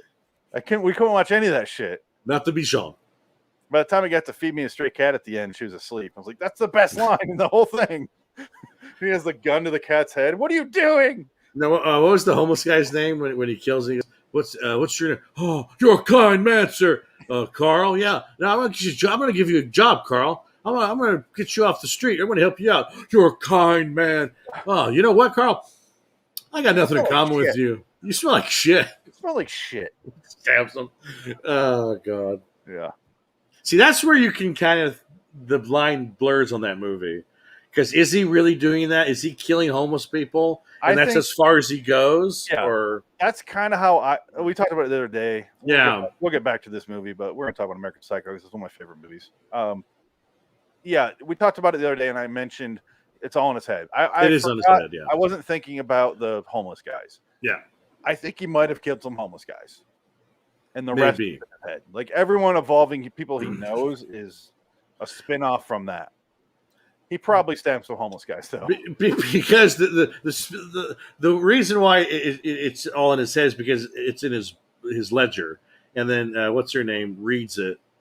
Brown Bunny Girl reads it. And she's like, oh, my God, he's a fucking psycho. Chloe Savini, yeah. And he's from America. He's an American homicidal maniac. Yeah. If only there's a way to word that quicker and catchier, snappier. And sell it as a thriller, you know. Like I could picture it on a novel name. I got nothing. He's a psycho from America. That's the best way I can say it. And that book pissed so many people off when it came out. Everybody was so fucking mad. I was mad because I was bored to tears. The book's boring, but Brian Austin, what's his name? Brent Easton Ellis. He is boring, but Lunar Park, I think, is amazing. I'm surprised it hasn't been made into a movie. That's a great book. I'm wrong. I need to read it again. He's one of those people who's out of his goddamn mind and not in a fun way. He's angry at fucking everybody. And everything he makes other than American Psycho is pretty shitty. No, but if you watch his interviews, he's pretty normal. He's kind of down to earth. He's kind of funny. Until he starts getting into like conversations with people. Like he gets deep, he gets fucking nasty. And he lashes out. You're like, calm the fuck down, dude. Why are you He yells at random strangers online. Like, calm the fuck down. He did a lot of cocaine in the 80s. What do you want? Yeah. But poor bastard. His one movie that has what's her fucking name? Herbie Fully Loaded Girl. Oh, The Canyon? Yeah, nobody talks about that. That's Paul Schrader movie too. Ugh. It is so unwatchable. and it's like it's borderline porn, and that's what he's going for. And It is borderline because the guy's a porno star in it. yeah, the one guy is I Yeah. forget his name, but it's fucking horrible. It's not fun. No. But yeah, I started reading that book because I love the movie, and I'm like 20 pages in, I'm like, I'm still reading about cards and colors of salmon, and oh no, I'm done. And it's a like fucking thick book. Yeah, it is. Well, that was back when everything was more literary. Now it's not so much. It's more streamlined. Any kind of story is to the point, I think. Then in the 80s, you had to fill pages, I guess, like Stephen King. His Canyon book, if he writes that, just Lindsay Lohan sucks his dick. He comes on her chest. She shows her titty with her big pink nipple. Herbie fully unloads on her chest. I wish I would have been able to do Rules of Engagement. Okay, let's talk about that for a second. American Psycho 2 sucked. That there is a scene where he throws up on a girl while fucking her in that movie. Oh, the one with that one sucks. Yeah, that movie sucks. Where he plays Patrick Bateman's younger brother. Yeah, or cousin. Why? His brother or cousin? It's his younger brother. His brother? Okay. He keeps talking about his older brother. But that movie doesn't work in any way. It's like the movie Go and Can't Hardly Wait meet. And for some reason, Patrick Bateman surrogate is in there. Why? It doesn't make any sense. He doesn't do anything in the whole movie. It has no connection to it. It's a boring story. Yeah. It's not a terrible movie. It's just like, why is this in the same vein? And American Psycho 2, All American Girl, with Mila Kunis is so fucking terrible. But that I have not watched that one. Yeah, but at least that one I know why it got made. I think Rules of Attraction only got made because James Van Der Beek was huge at the time for that very brief window. Yes, and that was it. Who else is in that movie? I don't even know. Shanna Sossaman, who disappeared. No, that's her name. Remember Shanna Sossaman for a minute? Was like for 2 years she was in every movie, then she disappeared. No one ever saw her again. Nope. And she was actually in my acting class for a night. I sat right next to her. Who the fuck is Shanna? Shannon Sossaman. She was the last thing she was in was Kiss Kiss Bang Bang. She was the decoy girlfriend, or she was the girlfriend who gets murdered. How do you spell her name? Oh, I don't know. She's in the Heath Ledger movie with the knight when he's in Knight's Tale. Oh, Knight's Tale. That was the main girl, and that was Shannon Sossaman. I never saw that either. Yeah, that's just, like I said, she was in a couple of things and she disappeared. She seemed very nice, though. She was a very sweet lady. She wasn't mean or anything. I think maybe she just had enough of the Hollywood bullshit and just said, you know what, fuck, I don't need this anymore. I'm done. Kate Bosworth's in it. Gross. Oh, no, she's still in stuff. Yeah. She was in Wayward Pines I saw her in, and I went to the theater and I saw Sinister 2. Oh, yeah, but that was a long time ago. Yeah, that was 2015. Yeah, that's fucking 6 years ago. She's still on stuff. Yeah, she's still okay. She works. She's on a lot of TV stuff. Hitman Absolution, a video game. Okay, well, she's fine then. Yeah, I know who that is. I just didn't recognize her name. Yeah. Yeah. Okay, so 99 and blah, blah, blah, blah, dead. 99 loof balloons. Yeah. So he gets Frank calls in Richard Harris to go fix the problem. Basically kill the other guys or figure something out. I don't know what his plan is really. Go fix the problem for I think it's basically kill everybody, gets your job. And he's playing poker at this time, and he's doing a dual conversation, really cool. And he's talking to both those guys, and he does that same thing later on. But he goes from there. He's got a job now. He goes and visits some whore who ends up dating throughout the whole thing. Well, he knows her before. Yeah. So he's known her. That's his piece, probably in America.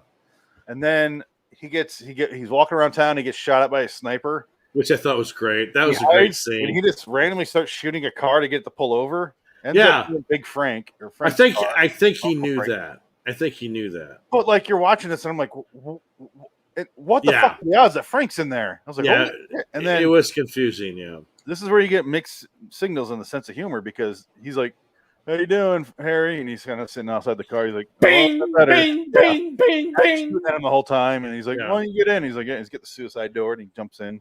Bulletproof car. They drive away. And then they get chased again, and the car crashes, and he's like, "Call me another car." He's like, "Yeah, we'll do, boss." It's all casual.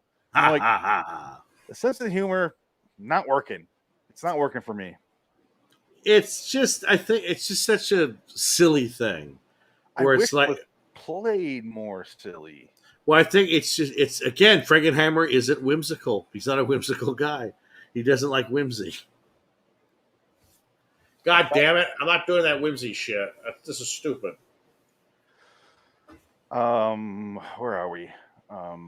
Okay, so yeah, fuck it. We cut to a guy. He's got the missing hand that you're talking about. He brings in a prostitute. He's at some weird, like, it's like a. Well, but again, the world's. I think the world building this movie is great because they go. I'm going to go see Dolly.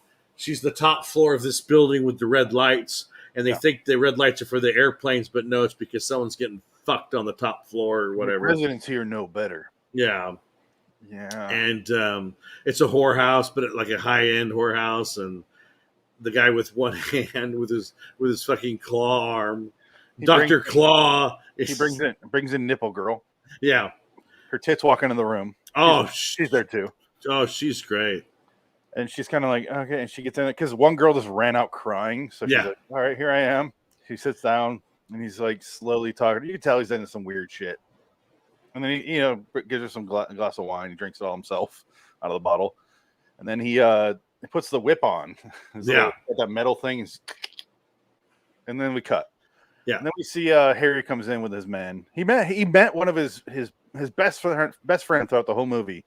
I thought it was a guy for the other gang. He's walking, and there's a guy behind him. The guy in the white suit. He turns around, pulls out the cigar, and they sit there and talk. And I'm like, well, because Uncle Frank gives him that guy. He says, "This is Tony. He's gonna fall. He's gonna help you. He's gonna be your guy." But I thought it was gonna be like, like because it would look sinister as fuck when he's behind him. And then they go up in there and they beat the shit out of these guys.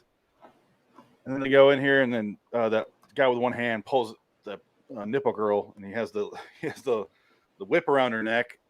And this is when we see Harry go into the room. And I have some weird problems with this movie.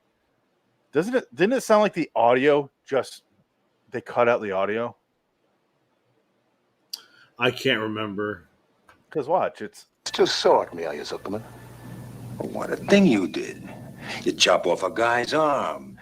Just because I miss a girl all over Frank's clean bathroom? Okay, you hear the audio, you hear the ambience in the room. Look at her eyes.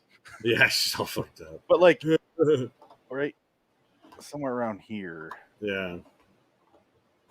No, it's before. And that guy is now a female. Oh, without it. Okay. Harry, I'd like to leave now.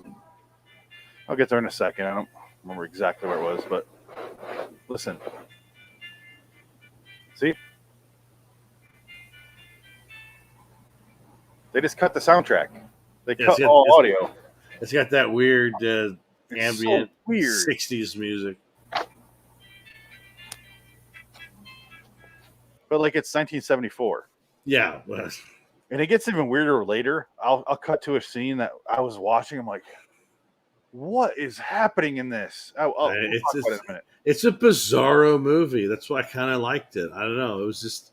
I get that part. It's just wacky. It's a wacky movie. It's not. I mean, it's not what I thought it was going to be. That's the thing. I thought it says comedy on here, and I kept reading that, and I knew it was a comedy only because I follow his career, Frankenheimer. But I was like, I thought it was going to be like a full comedy, and this is like it's 1 foot in, 1 foot out comedy. It's not. If he would have went more toward the Coen brothers and just was like, fuck it, let's have fun, everyone do what you want, this movie would have been fucking solid. Like, I would have loved this, and I think I'll like it more on second viewing. Like I said, I feel like this should be remade. Like, you could remake this movie today easily. It is bizarre, but different title. They made all these James Bond choices. They have he's playing poker when he gets the call to go in, and then he's got the girl on the side, and the other girl comes in that works for the bad guy, who's he works for, but still a bad guy, and she's up to no good. And then we got a guy with a missing hand who puts whips on there and beats girl. Like, it's all James Bond themed, but none of it is played like that, which is weird. They didn't play it like we're doing a James Bond thing. You get it? Which I'm glad they didn't, but like I said, this is a hard movie to describe because the tone is all over the place. Well, I think it stems from the title because the title is basically referencing a shampoo commercial from the 70s. Like a soap commercial. It's a soap. It's like 99 and 44 100th clean or something like that. Yeah. Whereas this is what 99 44 100% dead. Yeah. Is that so? Yeah. And another step on top of that is we did previously an anthology series review. 99 and 44 of 100% pure horror. Yeah. I don't remember what that episode was, but we watched it. Was it about a guy with one arm with the cat o' nine tails on it and he beat women?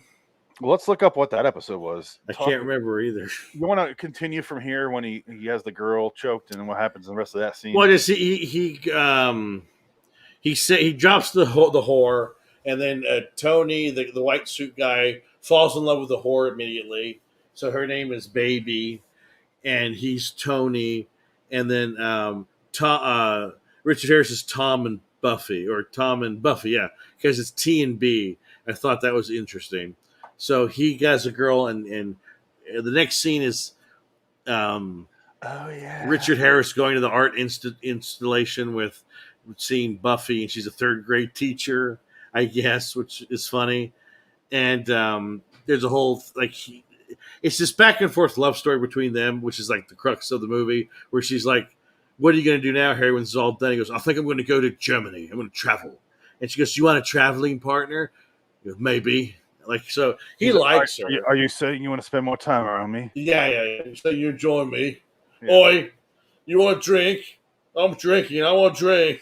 Sit down and have several hundred drinks with me. What's the big deal? He turns into the cop from that Night Gallery episode. There's a Sergeant Babaloo. Who was on this episode with us? So that was episode 14 of LAW Anthology Series Review. That was me, Frank, Adam, you, and Jansen. Oh my God, it's a big. That was the one about the soap. Oh, that's right. Burn the husband alive. Well, then that means yes, they were referencing the same fucking commercial. We did exactly. We did that one a year ago. That was June 23rd. Oh my God, 2020. That's crazy. Wow, light is a blur, and I hate it. Is that what it was? That's how long ago that was. I thought that was like August of last year. Every time we talk about something, I'm like, that was a few months. Oh, that was 3 years ago? Cool. Oh my God, that's crazy. I just don't know how I could possibly forget when that happened. I don't know. Why I don't remember that episode. I don't have a problem. I'm Officer Babaloo. I'm Richard Harris. Confirm me. Oh, Richard Harris. I got 2 guns. I'm a gardener. I got a rose and a chrysanthemum. But we forced Adam to watch 41 episodes of LAW Anthology Series Review, and most of them were Tales from the Crypt. Yes, that was. Oh man, poor guy. He never saw the good ones that I tried to get him to watch. He just wouldn't do it. He went to his grave thinking that show sucked. He would have loved the Tim Curry one. That would have been perfect. That would have been a great one to send off on. So, Frankenheimer in the 70s, real quick, if I could. Starts off by doing I Walk the Line. He was a 60s director. 50s were TV for him. 60s were all these awesome movies he did. 70s are very mixed bag because he started off with I Walk the Line. I've never seen it. The Horseman I have seen. It's got Omar Sharif. Good acting, but it's about a fucking horseman in Saudi Arabia. No, I don't watch it. Story of a Love Story I've never seen and I can't find anywhere. That's a strange title. Iceman Cometh, which is really solid, and we're going to do that here in a few weeks. Episode 9 or 10, I forget. He did French Connection 2, which is really good. Then he did Black Sunday, which is really, really good. So the 70s are pretty solid. Yeah, but then we get to Prophecy in 1979. Well, that's the end of the 70s. Which is his one horror movie, and it's fucking bad. I would say the 80s is probably worse. Yeah, but you expect that. You expect it to be bad in the 80s. But the 70s is a weird mixed bag where it's like, that's really good. Why'd you do this? That's really good. Why'd you do that? He must have been. He must have knew the 80s were coming. He had to save his money. Yeah. That's why he said he did this movie. He's like, I needed a job. No. Okay. Divorces aren't cheap. I gotta do 52 pickup in 84 here. God damn it! I don't know if I'll ever read that novelization you sent me, but I like having it. It's Elmore Leonard. I mean, shit, it's probably good. Yeah, it's not, But I saw some of the movie because it was on MGM HD channel, those awful channels on DirecTV.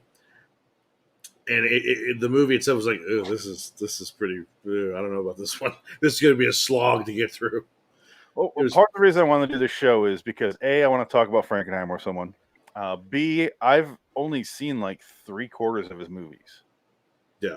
Because some of them I'm like this one in particular. I'm like, well, I'm glad I saw this one. Honestly, yeah. I'm really pleased that I like seeing like these really esoteric movies that nobody would probably know about except for Quentin Tarantino. Yeah, but you know, I've always known about it. It's just I couldn't find a copy of it. Yeah, ever until this year. I found this, and I had the fuck. I hate buying these movie pack things. Yeah, I don't like them either. And Jason Miller in some weird. It looks like a noir. And Jason Miller, I mean, that's another actor that's like in 5 movies.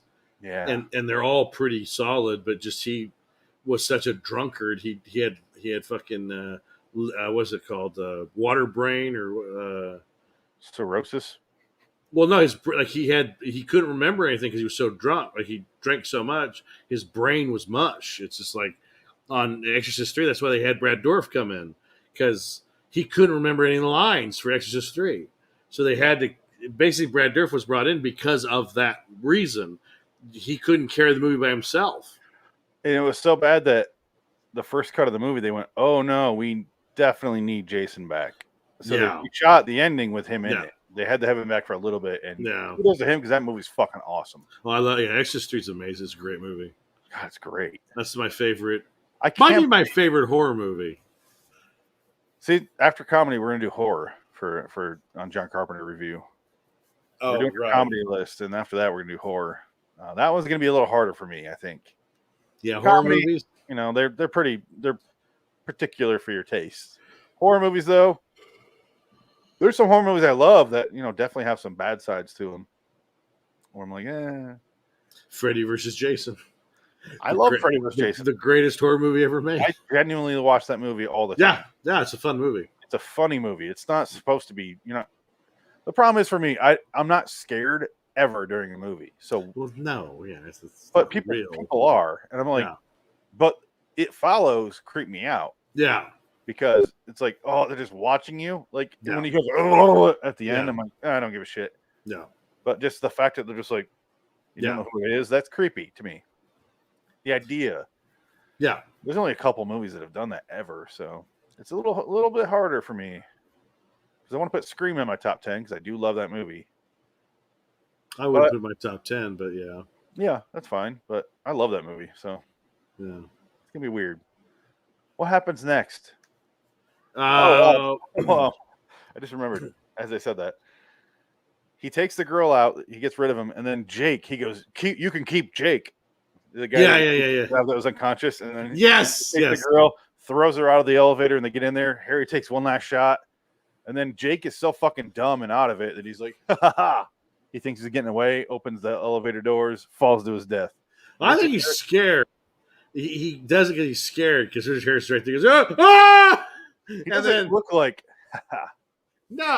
He looks at him because he's scared, and I figured he must be thinking he's going to only jump 5 feet and end up being way more. But yeah, it's an odd choice. Again, it's an odd choice. I think he thought the elevator would be still there with those guys. Watch, because look, he's scared.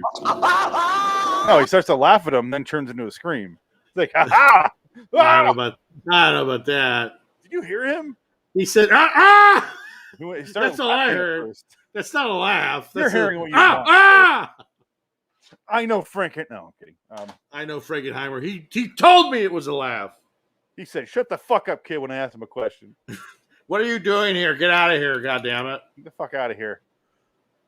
Yeah, he falls to his death, and I love that Richard Harris puts his back to the elevator and he's just like waits, and then he hears a thud and then goes, he puts the button, the down button. There's, like I said, this movie has shit in it that's like awesome, and there's something about it's just a different kind of movie. It's just this movie should be remade. I mean, this is a prime remake.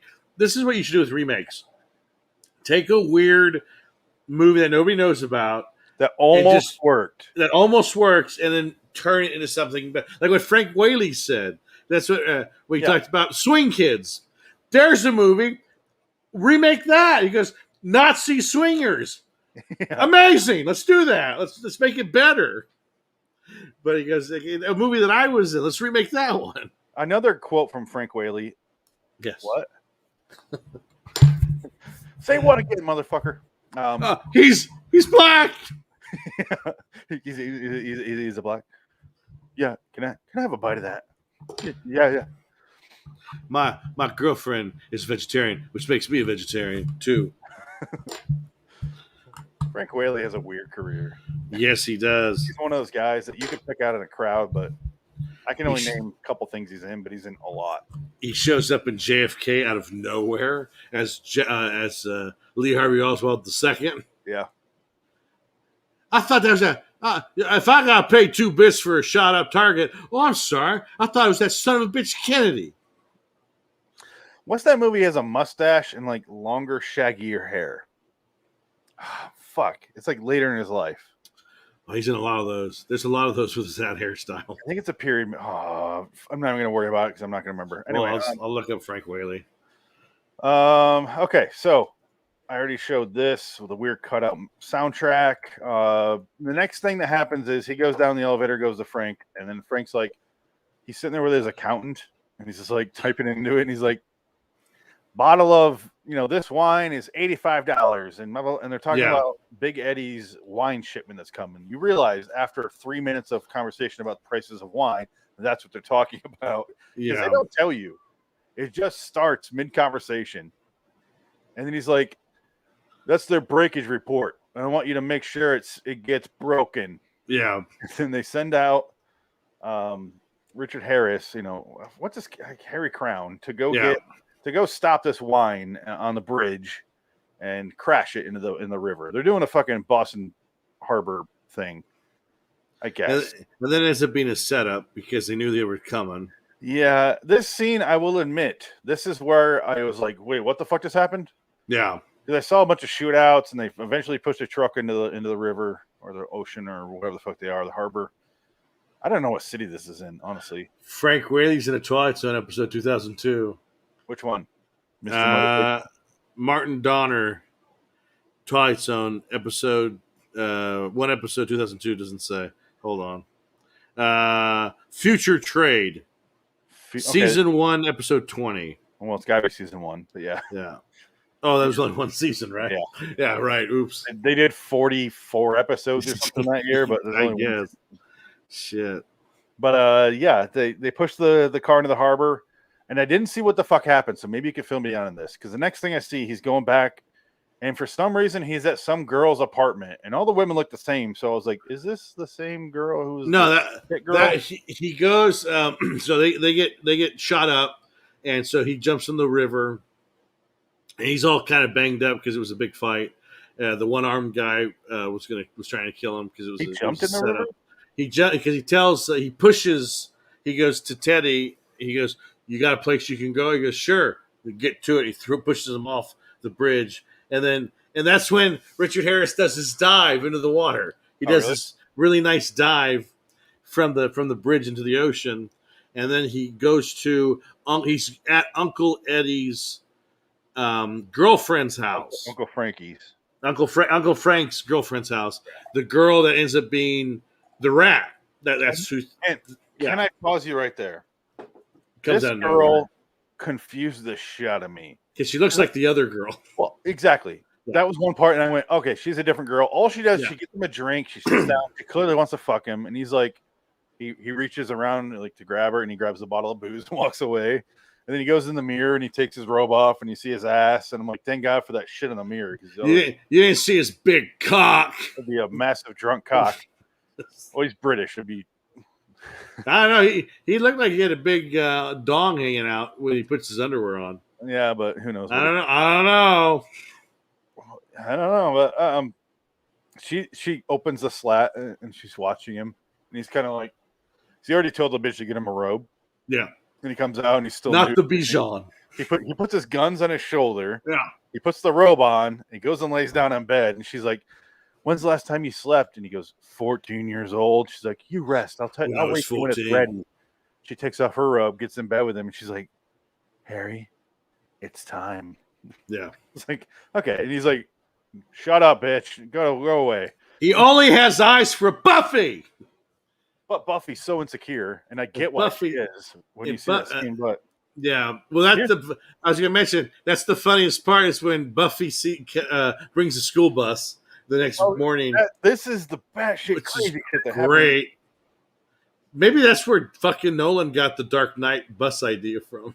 Yeah. Was this movie? Let's pause on the bus for a second. I'm going to say the whole reason I brought all that up is to say why she confused me so much was she's sitting there and he goes, he's like, "Who are you? Frank's already got a wife. So who are you?" She goes, "I'm not Frank's wife. Yeah. I'm his daughter." He goes, "He's got one of those too." And she's like, "Well, you see, you get a nice older Irish man and he can adopt a girl." And I'm like, part of the problem is I don't know what's a joke and what's not. So I'm like, he's fucking her, right? That's why she's there. I assume that, but I'm like, Yeah. Did he really adopt her? Why? I think he did, because legally he could adopt someone, and that's why he does that. And that's so creepy. It's just weird. Yeah, it's a weird subplot thing. And but why have that in the movie? And the problem is they had to fill time. I don't know. The problem is, for me at that point, the comedy is all over the place. That I didn't know if she was joking or just or serious. That she's not fucking Frank. She's literally his adopted daughter. And that's it. And I'm going, well, I took it at face value. I just thought, oh, that's their arrangement. They're fucking. That's what it seemed like. She's an adopted daughter, like on top of that for maybe tax reasons. You can write her off. I think it would have been better if they handled that scene differently. Yeah. Where a little bit different dialogue that made it a little more obvious, just a tad bit more obvious. Yeah. But and the conversation gets cut off. It's literally 4 extra words, 3 extra. Yeah. Whatever. But something like that. Yeah. Something, and I was like, "Oh, okay, is this happening?" Or, and then they go to sleep because he tells her to fuck off. They clearly didn't fuck. No. And then the next day, Buffy shows up on a school bus.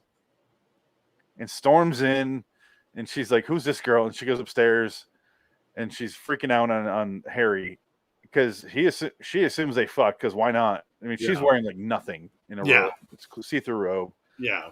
And then he never, ever, as far as I saw or heard, told her that they didn't fuck. No.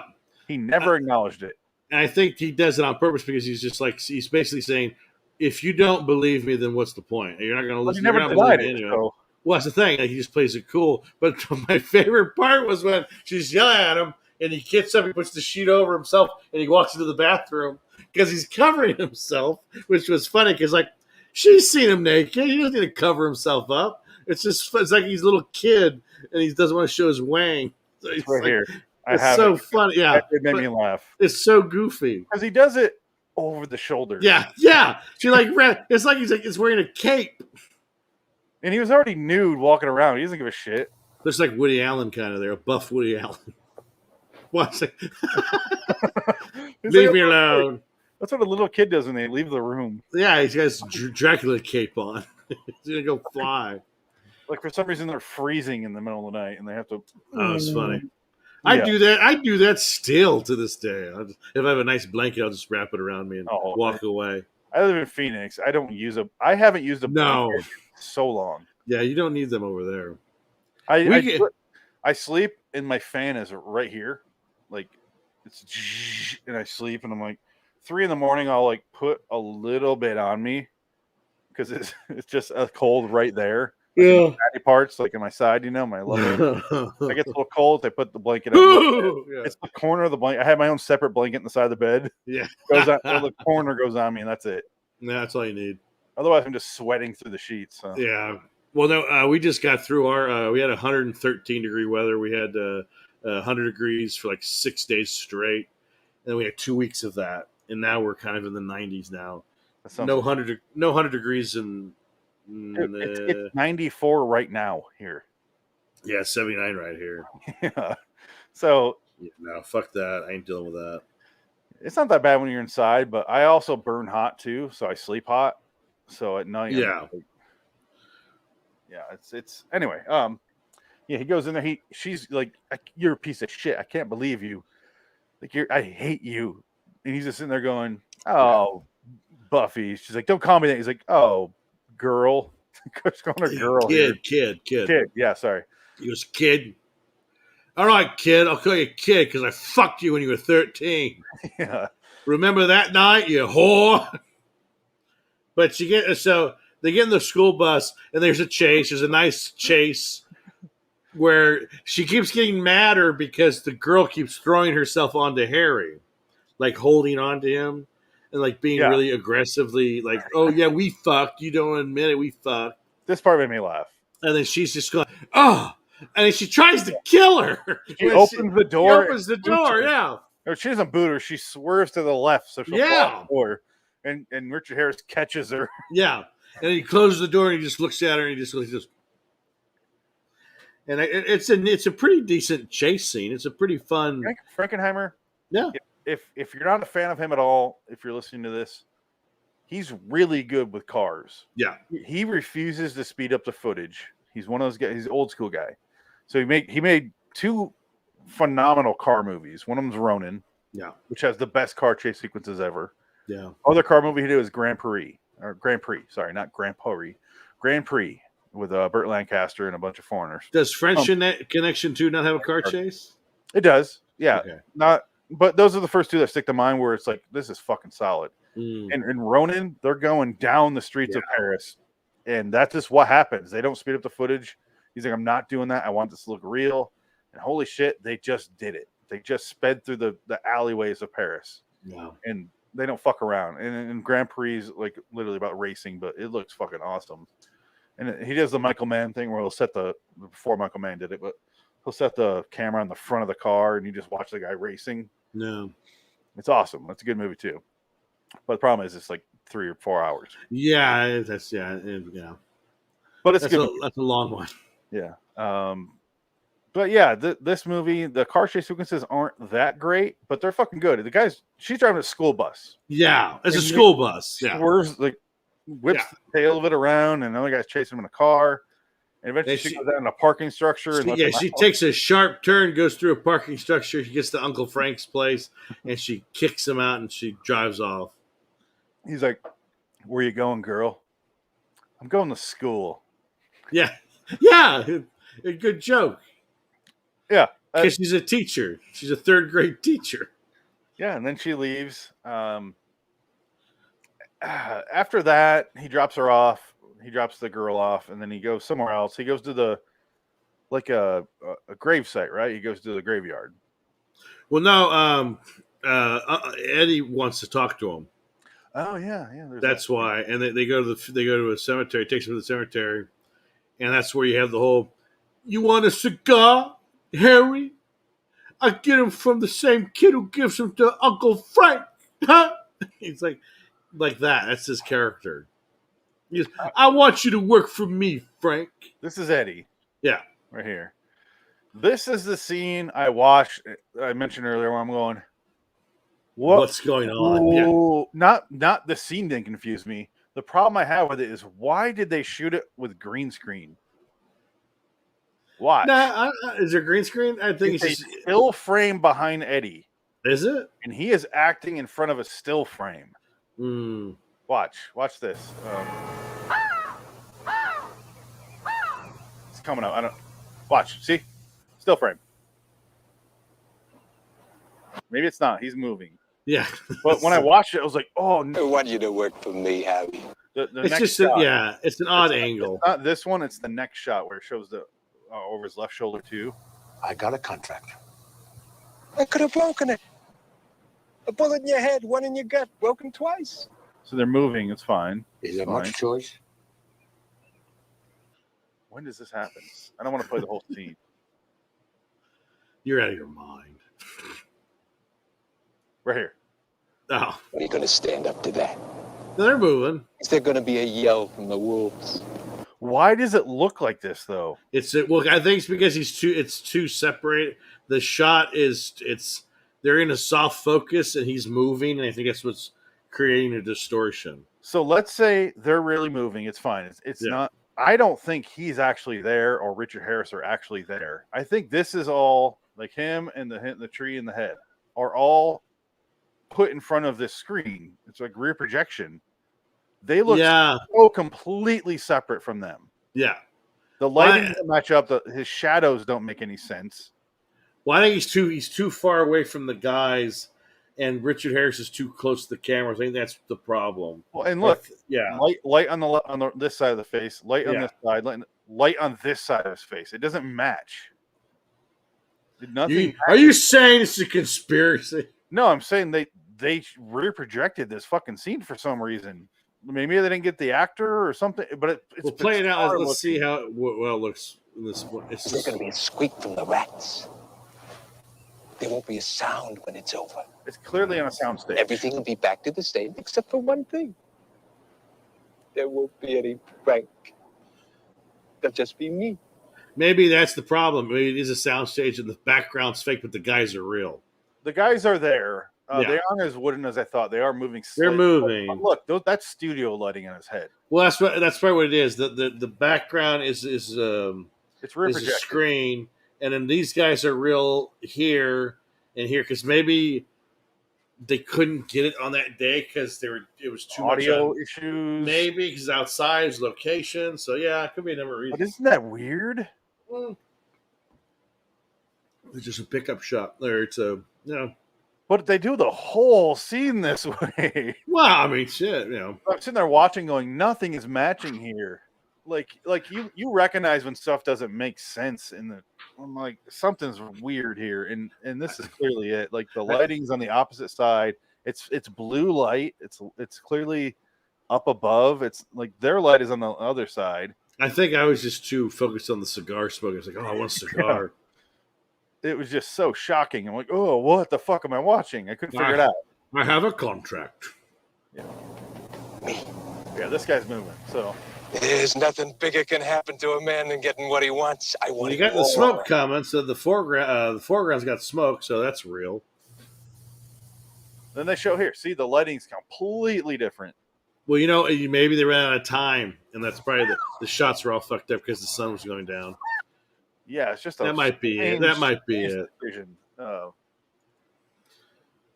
right, Frankenheimer trying to fix a problem that just came up. Just a weird choice, but must have been like we have to do this. It doesn't look bad. It just looks like I was like watching it like, oh, this is like it's awkward. I felt like 3D because it doesn't match the background at all. At this point, they go and they find out that I'm just kind of skipping forward because I don't want to go too much in detail. We're at an hour. Well, there's not much. That's like the 20-minute mark. It's pretty much almost over at this point. Yeah, he finds out that his girlfriend was kidnapped. Yeah. They go to her school. They drive in there. Which is hilarious because the kids are all excited. Yeah. It's like your teacher got kidnapped and was beaten, and then they put a whore on a bomb in your classroom. So these kids are fucked up. They walk up to the classroom. They look in. They see a bunch of like all her furniture is tossed over, and they see this guy whose hair gets bigger throughout the movie. I swear that was an inside joke. Yeah, his hair gets like. But he looks in. He sees the whore that he likes with the boob lady. Rob Lowe / Crispin Glover. Yeah, she's on a chair. She's tied there. Here he goes. He tries to unlock it. He's like, he's looking because he knows something's up. He's smart. Puts his fist through it, very calculated. Yeah, play that part. Play the part where he breaks the window. Because that's such a great. It's just like, bah! Oh, here it is. It's hilarious but the sheet falls on his arm. The sheet of glass. That looks like real glass. I know it looks dangerous as fuck. Cause watch this. Watch. He smashes it here. Watch this kid right here, too. After the breaks, this kid is just like, what the fuck is happening? What am I here for? What? The second piece falls down right now. What? That could have cut his fucking arm off. Like that, I don't even think that was safety glass. No, that might have been real glass. That looked like real glass. Like you Yeah, could it sugar glass, and there's still shards there. Do you think Frankenheimer was like, Richard, don't be a pussy, just push your fist through there? I think Frankenheimer's like, oh, we need sugar glass. Go get it. And Richard Harris is like, fuck it, I'll do it. I don't give a fuck about sugar glass. Put it in me glass with my whiskey. Oh, fuck you. I'll do this right now. Fuck you. This guy behind me over there. This guy behind me is going to turn into a bird.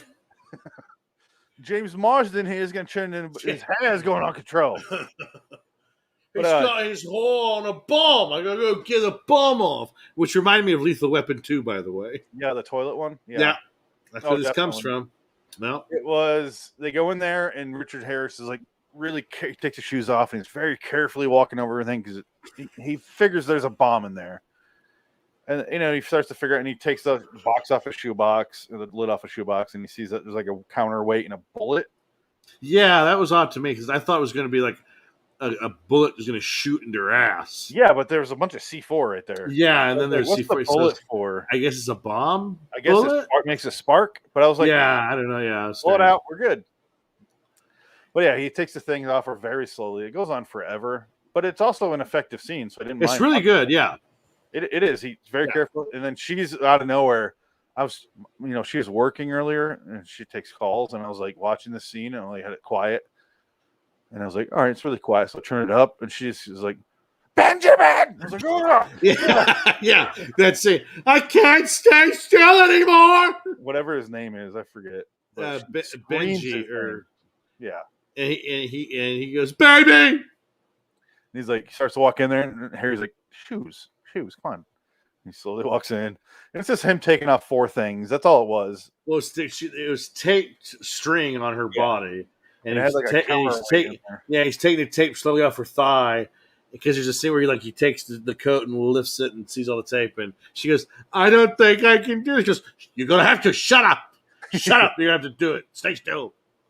And so he does it. I have 0 complaints about this scene. This scene just works. No, it's very good. Yeah. Also, there's no comedy in this scene. No. So there you go. That's what I'm saying. Tonally inconsistent. The scenes where it was consistent with one tone, I was fine with. He tells her to shut up, and then he gets her off, and she passes out, and he carries her, gives her to the guy, and that one scene, the one part where she goes, "What did they take her?" She says, "Yeah, they hit her pretty bad, and then they gave her the needle." And he goes, he just looks pissed. Yeah, and he finishes taking her out, and. But the best part is he doesn't take the bomb at the building. They walk out. He's carrying her. He does the Heath Ledger Joker thing. Oh, it's awesome though. That's a great bit. That's a great scene when he's walking and blows up behind him.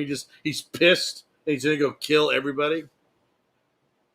Because that's where he goes to Uncle Frank and he goes, "I'm gonna go get him." He goes, "It's a trap. It's a trap. They're gonna kill you." He goes, "Not this time, Frank. I'm doing this myself." Yeah. Yeah, this is great. This is awesome. Cool. Like what movie? Die Hard 3. Yeah. Oh, that's a fake bomb. I'm gonna stick this chair up your ass. So here we go. You hear the fly.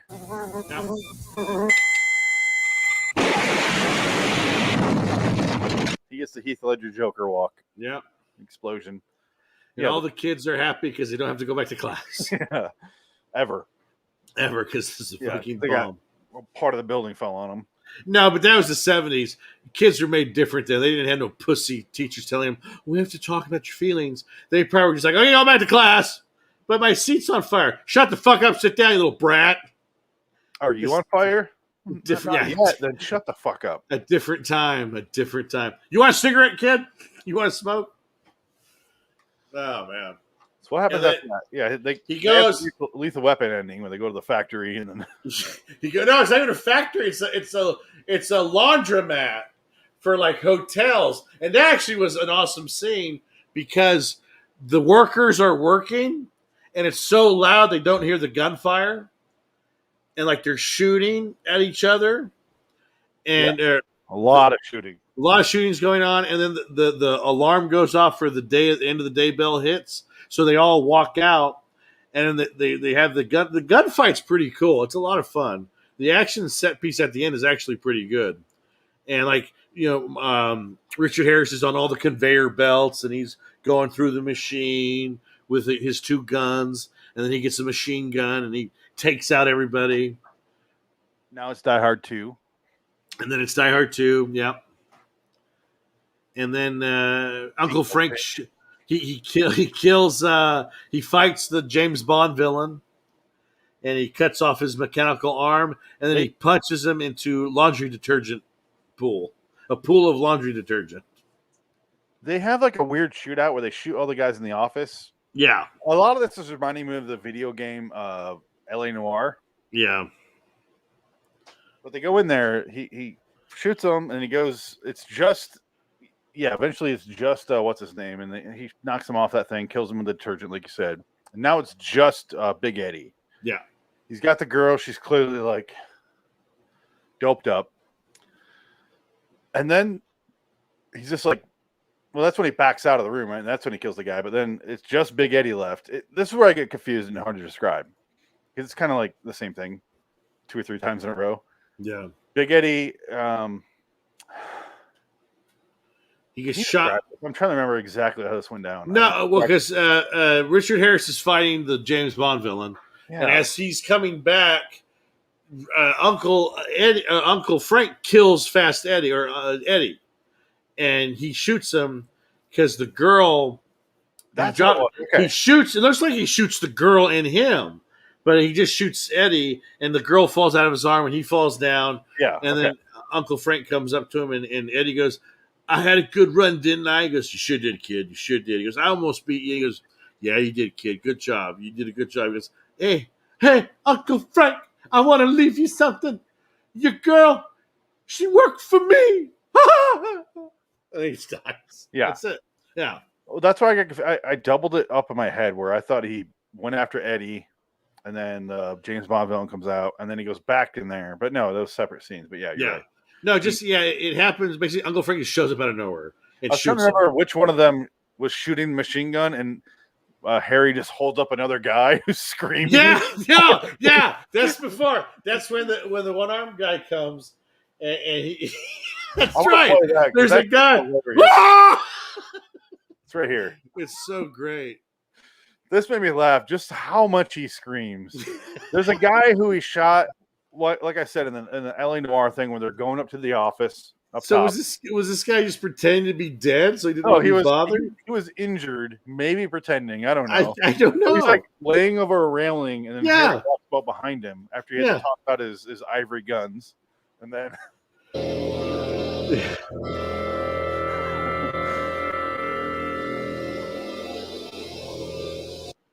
gonna talk some more here. It's gonna make me feel good.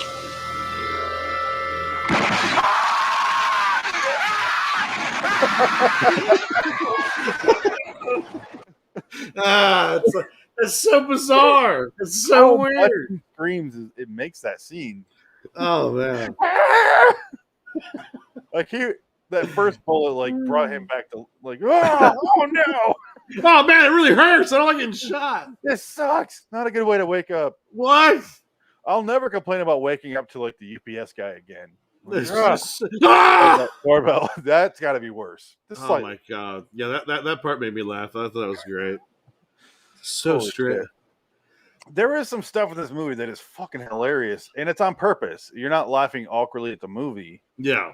Problem is, it's really few and far between. Most of it, you're just like, is that a joke or? Well, it's a head scratcher. This movie definitely is that, but I think it's interesting. It's different. It's like I kind of like that. It's just I'm just sick of the same shit that I've been watching. I agree. Like Saccharine, this is something completely different from the 70s. And you're just like, wow, what a breath of fresh air. But it's still got its problems, but it's still pretty entertaining. This is where I get a problem rating it. But one last thing before we get to the rating. I wasn't sure if it was a joke when he's saying she worked for me, blah, blah, blah. Right, yeah. He's like, is that true? She's like, it's not true. I swear, Frank, it's not true. No. And he goes, it is true. As he's walking up to her, it cuts. And then we see Richard Harris getting on a boat with he drives up in a car, and they meet up with his partner with the long hair, whose hair is ridiculously large by this time. And I'm gonna show his hair here because it is ridiculous. It's doubled in size since we first saw him. Here we go. And then I looked up his girl for the baby. It's twice as big. Is he here? Trying to be Warren Beatty. Yeah. Buffy? Buffy. Yeah, they get on the boat. A car pulls up. It's one of the black gang leaders who we mentioned before, and all you see of him. No. And he hands a gun to this guy here above the car. This cop, the driver here. Yeah. And then they leave on the boat. Later on, I don't know how much later, maybe 20 minutes. They leave on the boat, and then another one pulls up to the side of it, and the guy gets out of the boat and gets on board. Do you want to do your impression again here? Well, yeah, you'll see it real time right now. Let me fast forward a little bit here. Oh, I went too far. Fuck. It's so hard to do this. Okay, ready? The guy gets on the boat. He's clearly there to kill him as per this other gang leader's orders. So here we go. This guy's got a gun. There he is. Harry's waiting for him. Looks like Michael Caine right there. Are you Michael Caine or Richard Harris? I'm supposed to kill Richard Harris. Yes. Boy. Hey, Michael Caine worked with Frankenheimer as well on the Holkoff Covenant from '85. Oh my God. He just fucks off back to his boat whence he came. That's why you never, ever, if Richard Harris takes his glasses off, that's when you know trouble's coming. And he just goes, puts it back on. Yeah. Well, he did that before in the movie, too. That was set up earlier on. Yeah. And everyone has the same reaction because they're all scared. They're afraid shitless of Richard Harris. For some reason, it feels like a guy where his reputation precedes him, where he doesn't actually have to do much after that. Yeah. Like, people are like, he's like a ghost of the underworld. Like, he'll kill you. He's John Wick before John Wick. But John Wick does stuff. I feel like Harry just paid for people to say he's like John Wick and then never has to do anything. With a pencil. Where he's like the serial killer, or once you find out he's after you, they kill you. Like, Neil Breen did a fucking movie like that. Once they found out Neil Breen was after him, they killed themselves. Like, fuck you, Neil Breen. Breen. That's a... Maybe that's... I'll suggest that to Pete. We should do a Neil Breen movie for the 30th for Adam. Oh, my God. He would have loved that.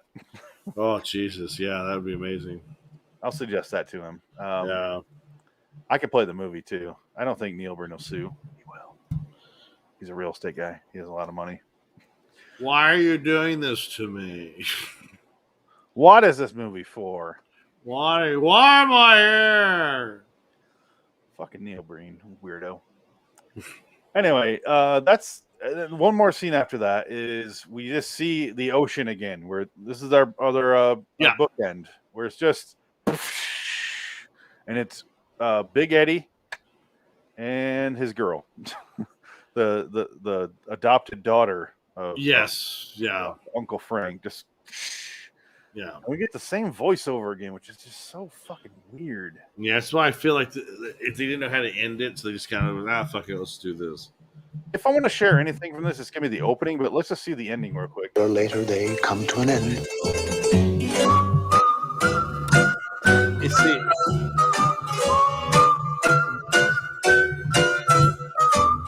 This ending, it's the music shot in Florida. It's fucking beautiful. Yeah, it is. It is. It literally looks like an underground graveyard. Look, there's like a fucking tombstone because they're brick. You know, they're cement shoes. Yeah, skeleton. They're all separated exactly like how a graveyard would be. Yeah, it's the beginning and end shots in the water are the best thing in the movie. Yeah, they are solid. This opening scene after this. What do you say? Sorry, what's his name? Lichtenstein or Roy Lichtenstein. Yeah, Lichtenstein. But the opening, they throw the body in there, and then we see on the east side. They sprawl on the bottom, just a lot of spongy junk, puffing up. curious. I want to freeze frame on some of these faces because I was curious how. I'm like, they all look fresh, like very fresh. And rusting out. Things get old around. Okay. So they write like funny things on their thing. Like, Yeah. and this seems like a calling card for the cops to find. Because, I mean, even the one of the show guy with like in a wheelchair and he has the legs on. Like he has a cast on his legs and it says like get better or something like that. Yeah. It's like, what? Like who? I'm trying to figure out what they're trying to say with that, but I think it's just supposed to be funny and that's it. Yeah, it was just, but yes, it's the gallows humor shit. Yeah. But what's your rating? What number? Can you go first? I'm gonna give it a solid 7. I figured as much because you said that earlier, but Yeah, I mean, I think 7 is right. It's just it's different. It's a different movie, and I've never seen a gangster movie like this. And I really feel like you could remake this and really make it work, but it has to be Keanu Reeves. no. Uncle Frank, what do you want from me? But real quick, how would you remake this? Because the Coen brothers did remake this. It's called Miller's Crossing. It's a much better movie. Very Miller's Crossing, yeah. Miller's Crossing is a perfect blend of comedy and drama. Yeah. This is a failed attempt at both, to the point where I'm like, who is this for? But also, it's so early. It's 1974, and it feels way ahead of its time. Yeah. So there is a real love-hate with this movie for me. Yeah.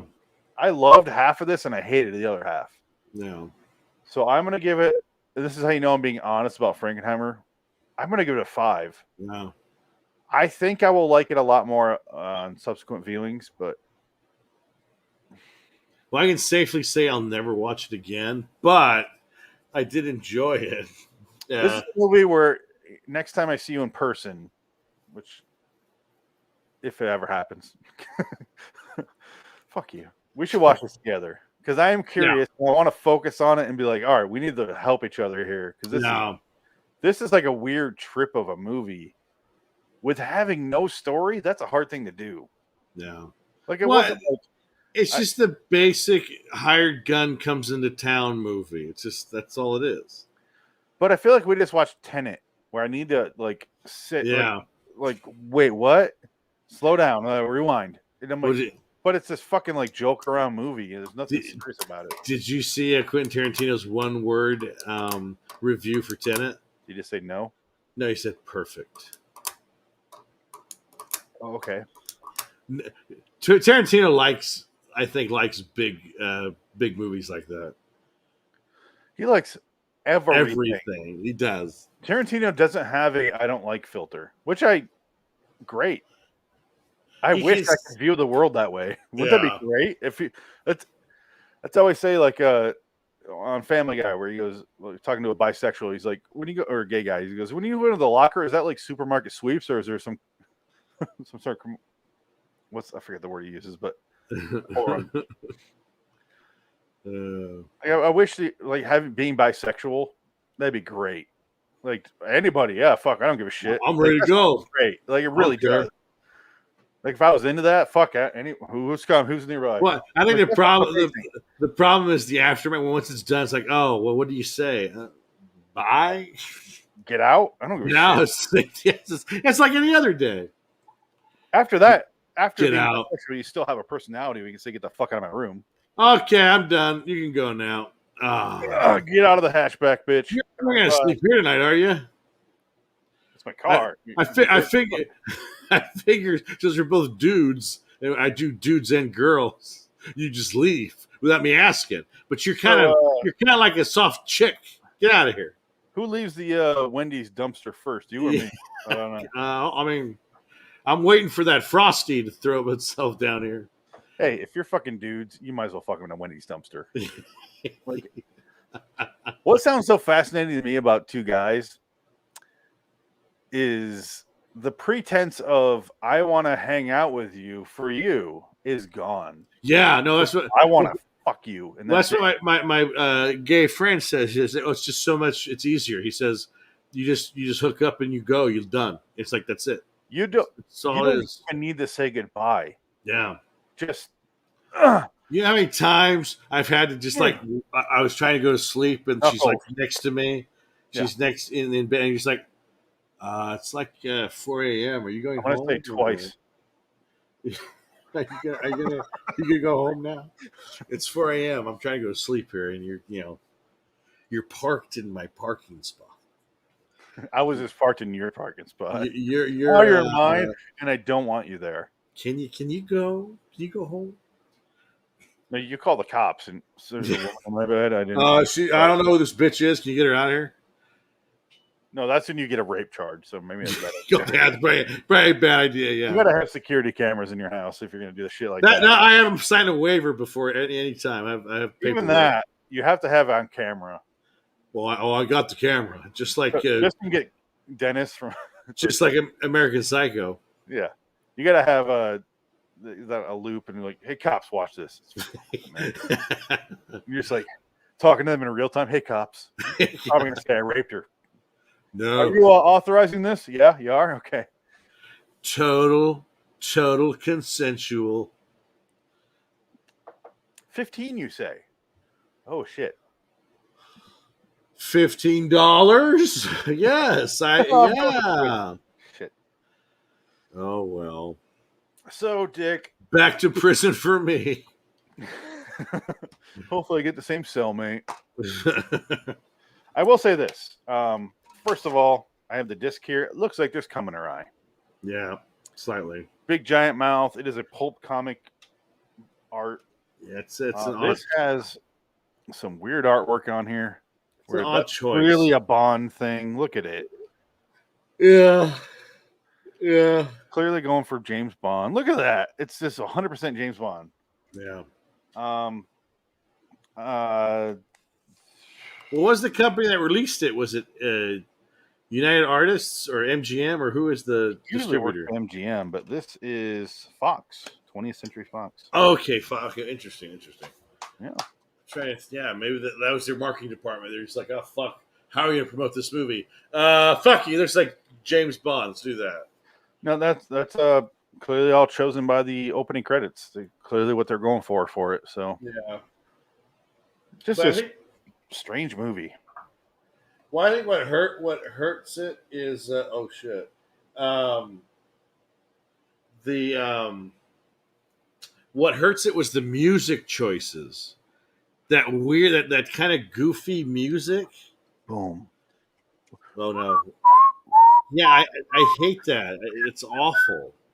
It doesn't fit with the.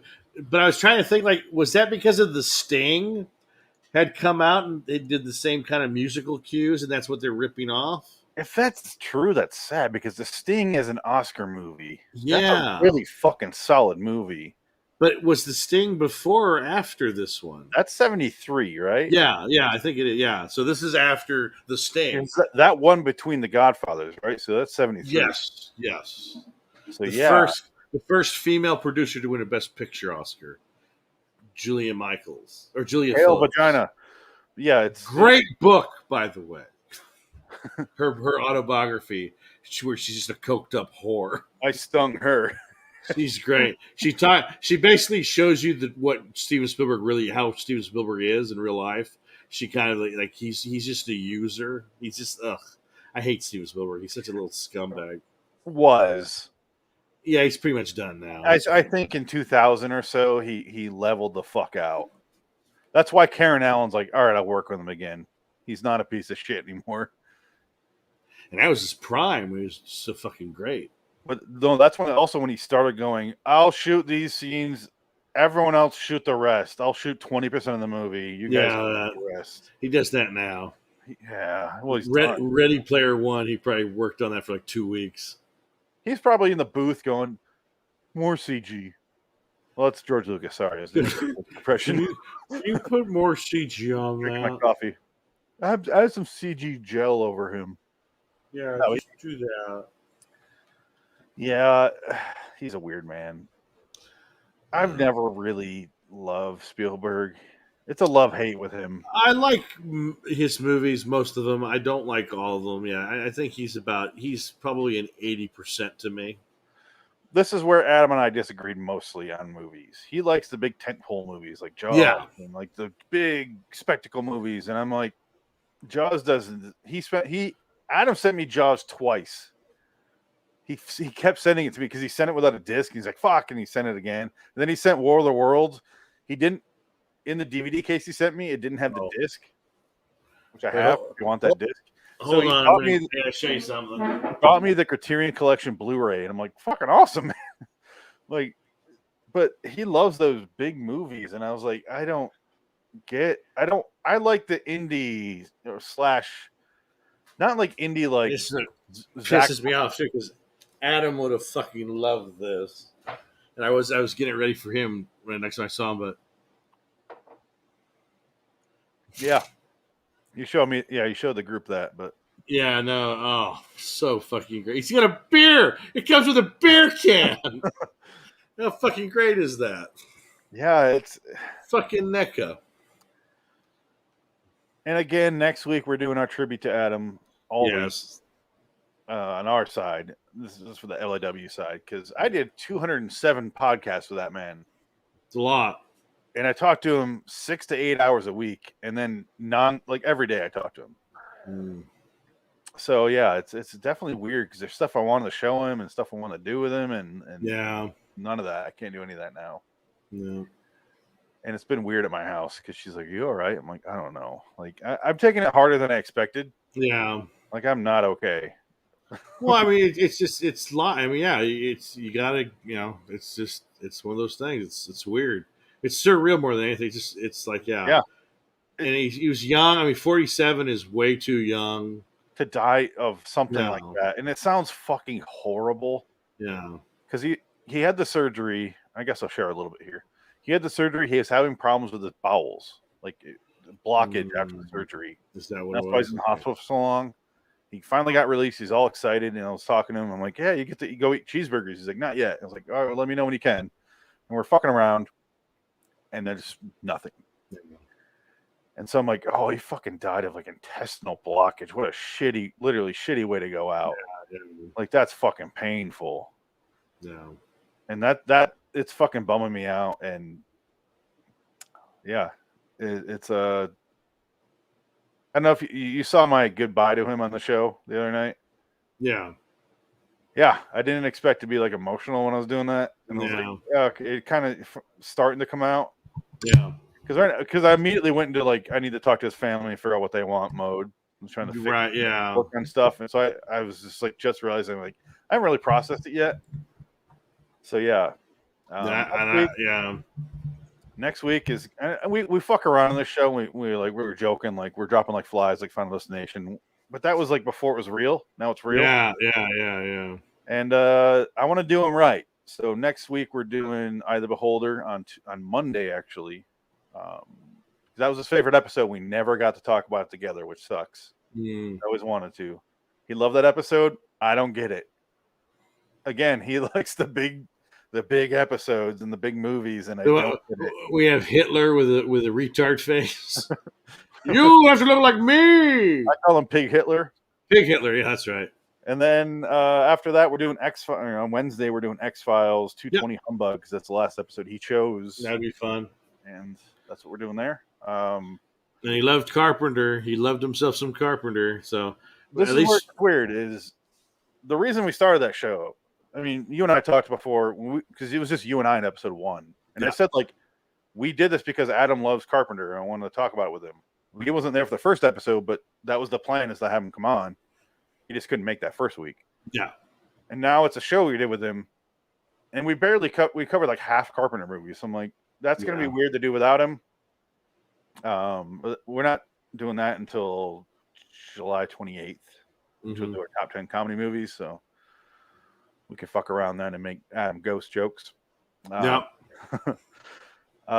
For like I said, Orville though, I want to finish because him and I plan on finishing, and he was very excited too. So I'd love to have people on for that because that's gonna be hard. That's gonna be the hard one for me to do because that was just him and I. Yeah.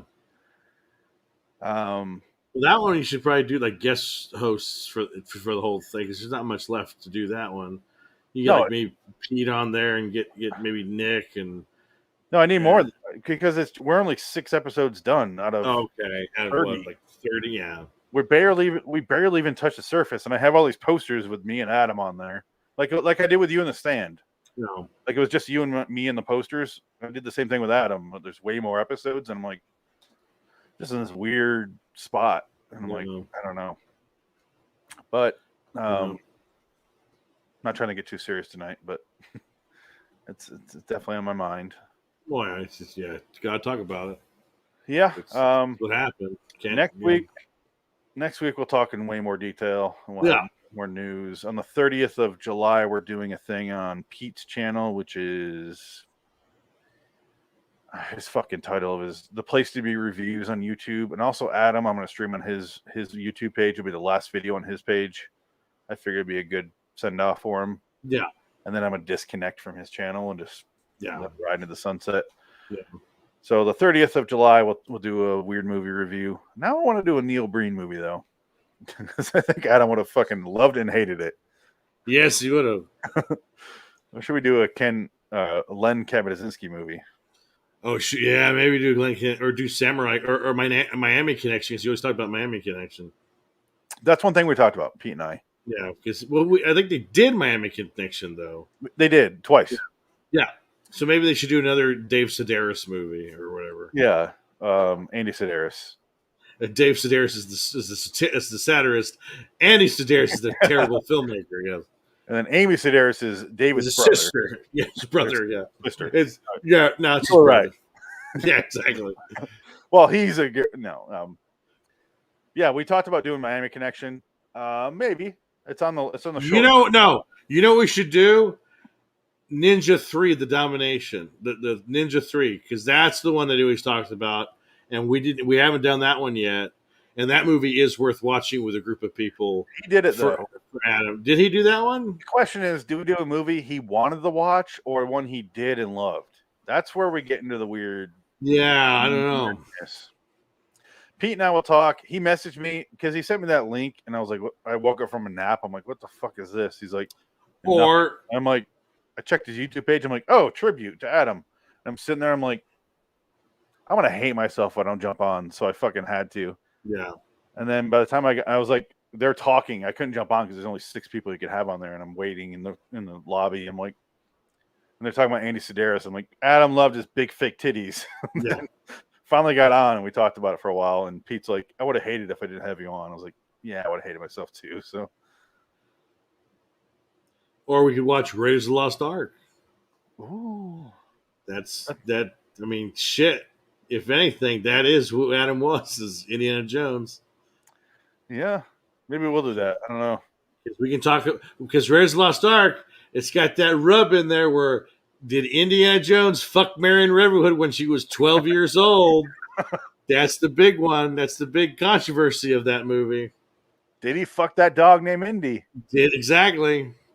I don't know. The third movie makes me think otherwise.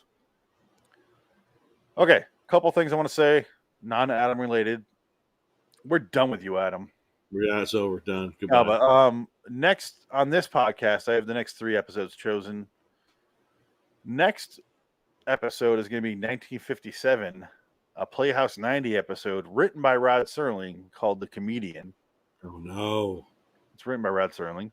That doesn't mean it's not Twilight Zone. It's a Comedian. Oh. No, but last time we watched a Frankenheimer Serling movie, it was 7 Days in May, though. Yeah. Solid movie. So it's very good. Yeah. Also has what's his name in it? Edmund O'Brien. Oh. After that, we're doing The Challenge from 1982, which Scott Glenn plays a ninja, which is I have it on Blu-ray. I watched it and I'm like, what the fuck is it? It is fascinating. I'm excited for that one. It's not insane. It's just like, why was this made? After that, we're doing The Iceman Cometh, which is Lee Marvin and a lot of drunk people in a bar. It's based on a play. It's clearly a play of the movie.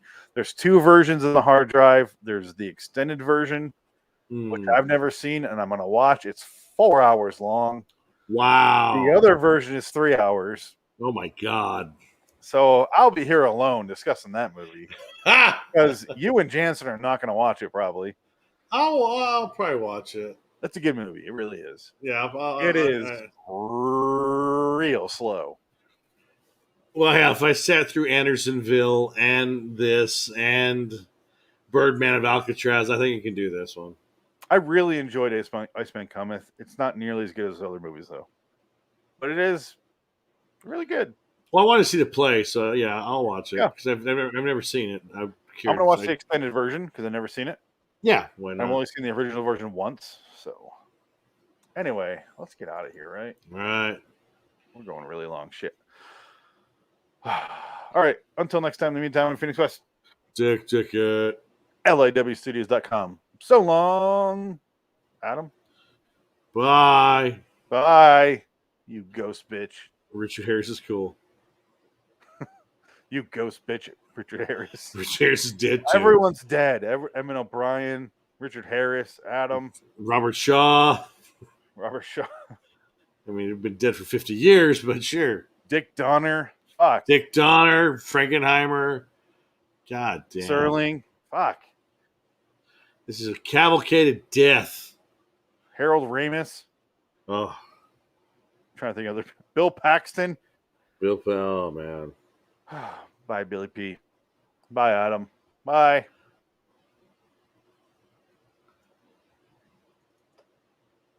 All right. Broadcast is